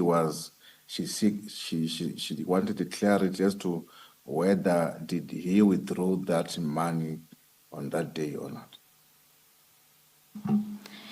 And please explain to the Commission the reference to the money.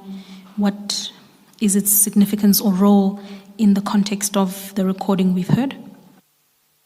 It is the part where it shows that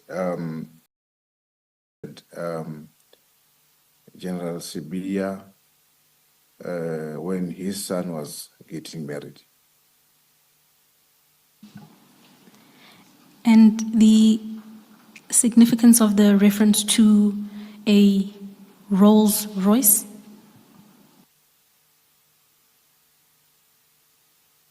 The significance of a Rolls Royce, it will be for him to tell us which car was he driving when he went to that specific party or function.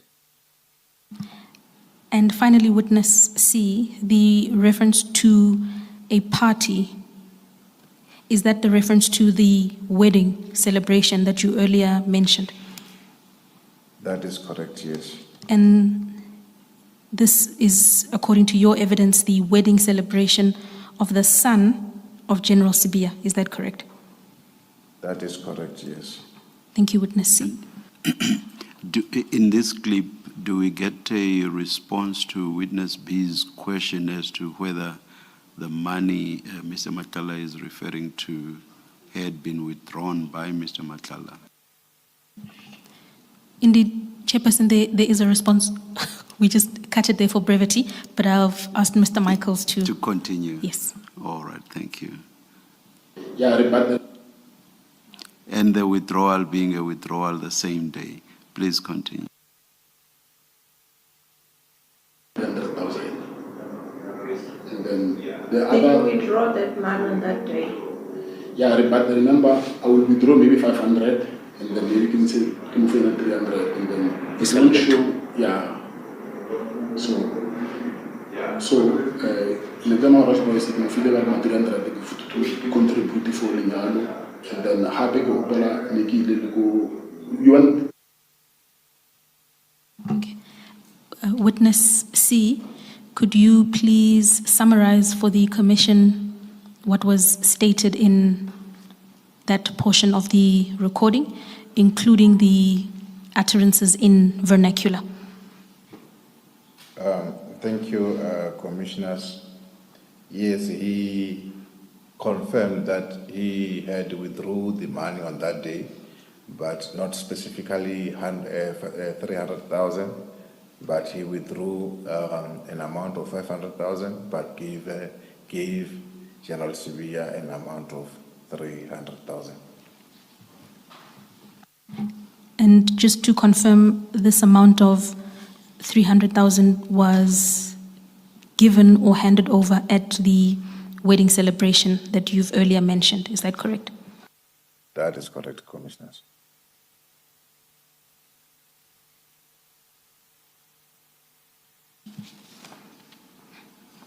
Witness C, I have a further clip. Please bear with us.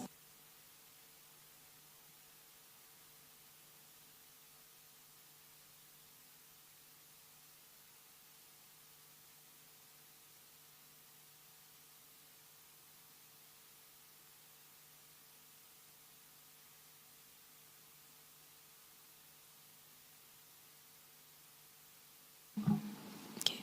Witness C, in the continuance of our sub-theme, this will be the final audio clip. We're going to play it shortly. Please pay attention. Okay.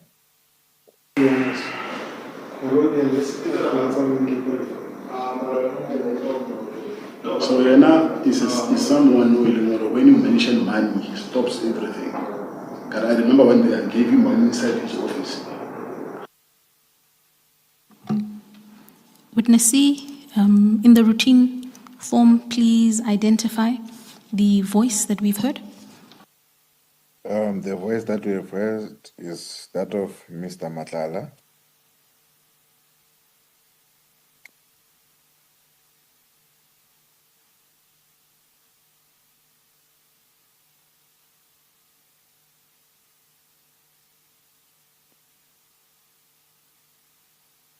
So Yena is someone who, when you mention money, he stops everything.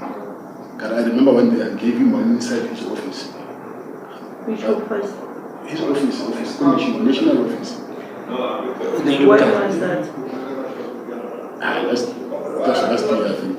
And last time it was 200,000. It was not there. You can see another does pay. I'm not a bathroom, I'm office in here. But why are you keep paying? I'm still not satisfied with your answers. Why am I keep paying? Yeah. I was trying to look as if now I can look after yourself whenever I want the help now. But for now.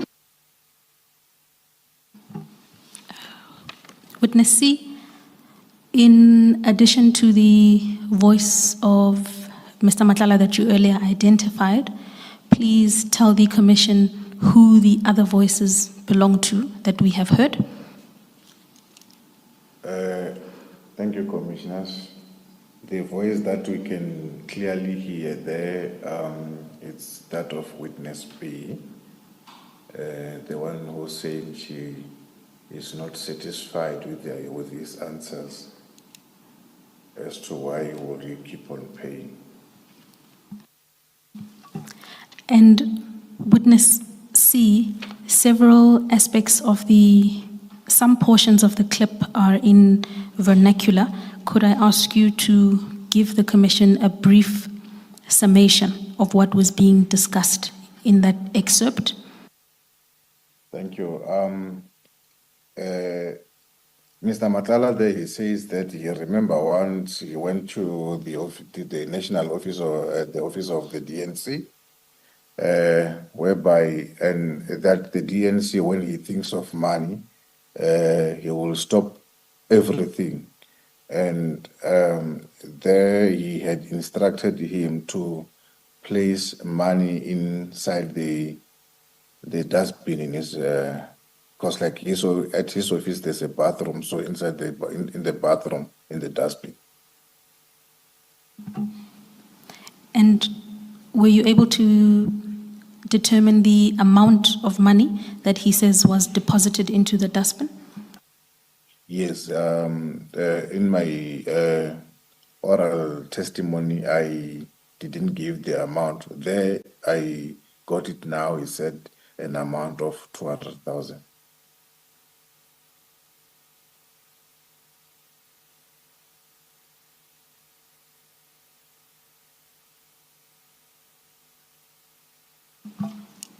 Thank you, Witness C. Chairperson, That's the extent of the recordings that we intended to play, and the extent of our questions on this subject for witness C. I was hoping to hear about the impalas.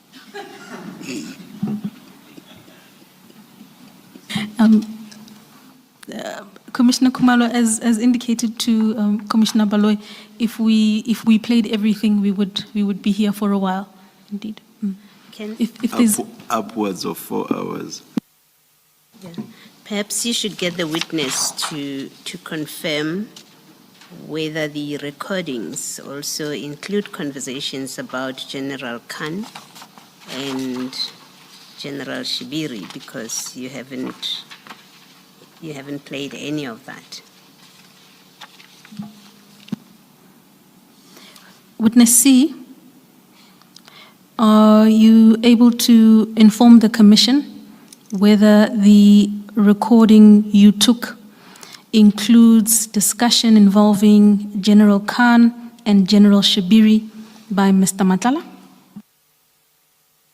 Thank you, Commissioners. Indeed, the recordings that we took, it includes that his utterances or discussions about General Khan and also General Shibiri.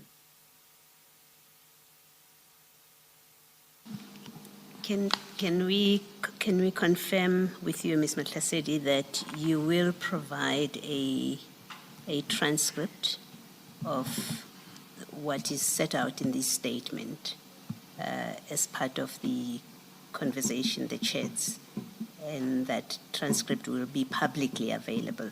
Can we confirm that as part of the record of the Commission?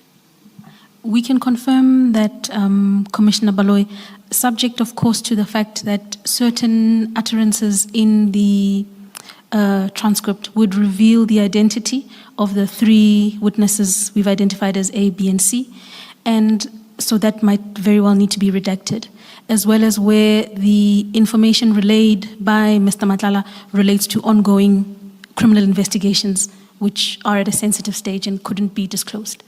But outside of those exceptions, I confirm. Thank you, Chief. Witness C, I just need you to confirm something for me, because we may never get this opportunity again. Do you have your statement in front of you, your written statement? Yes, Commissioner Kamala, I do have. Please go to page 30 and tell me once you're there. I'm at page 30, Commissioner. Yes. Can you just confirm for us, when we listen to these recordings on our own, that what is set out in paragraphs 92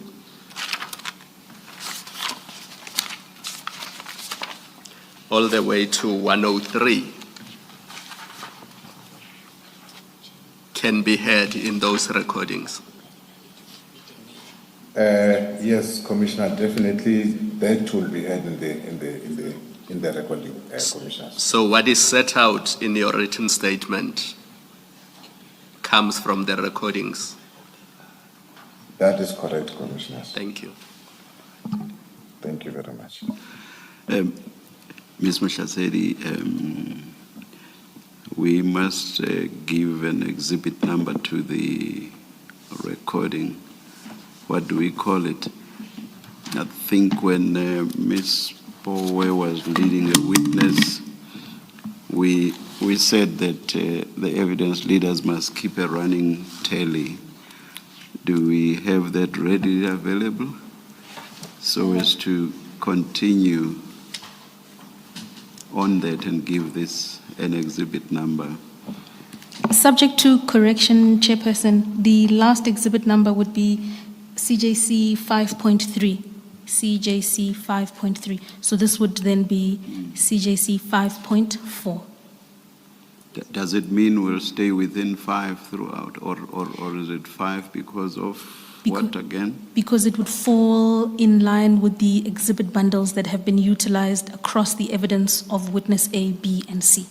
So we've called those 5.1, 5.2, and the last exhibit would be 5.3.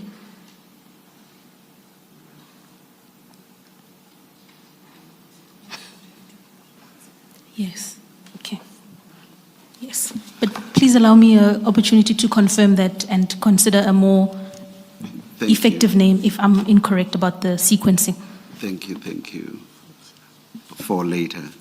Indeed, Chairperson, I will get back to you. Thank you. Provisionally, then let's call it 5 point what? 4, please. 5.4. CJC 5.4. And then what happens next? We adjourn No, at this before point. that, Chair, perhaps just to complete that description, we should say CJC 5.4 is a transcript of the, so that when you go to the record, you know what it is. Indeed, Commissioner. Thank you. At this point, we adjourn and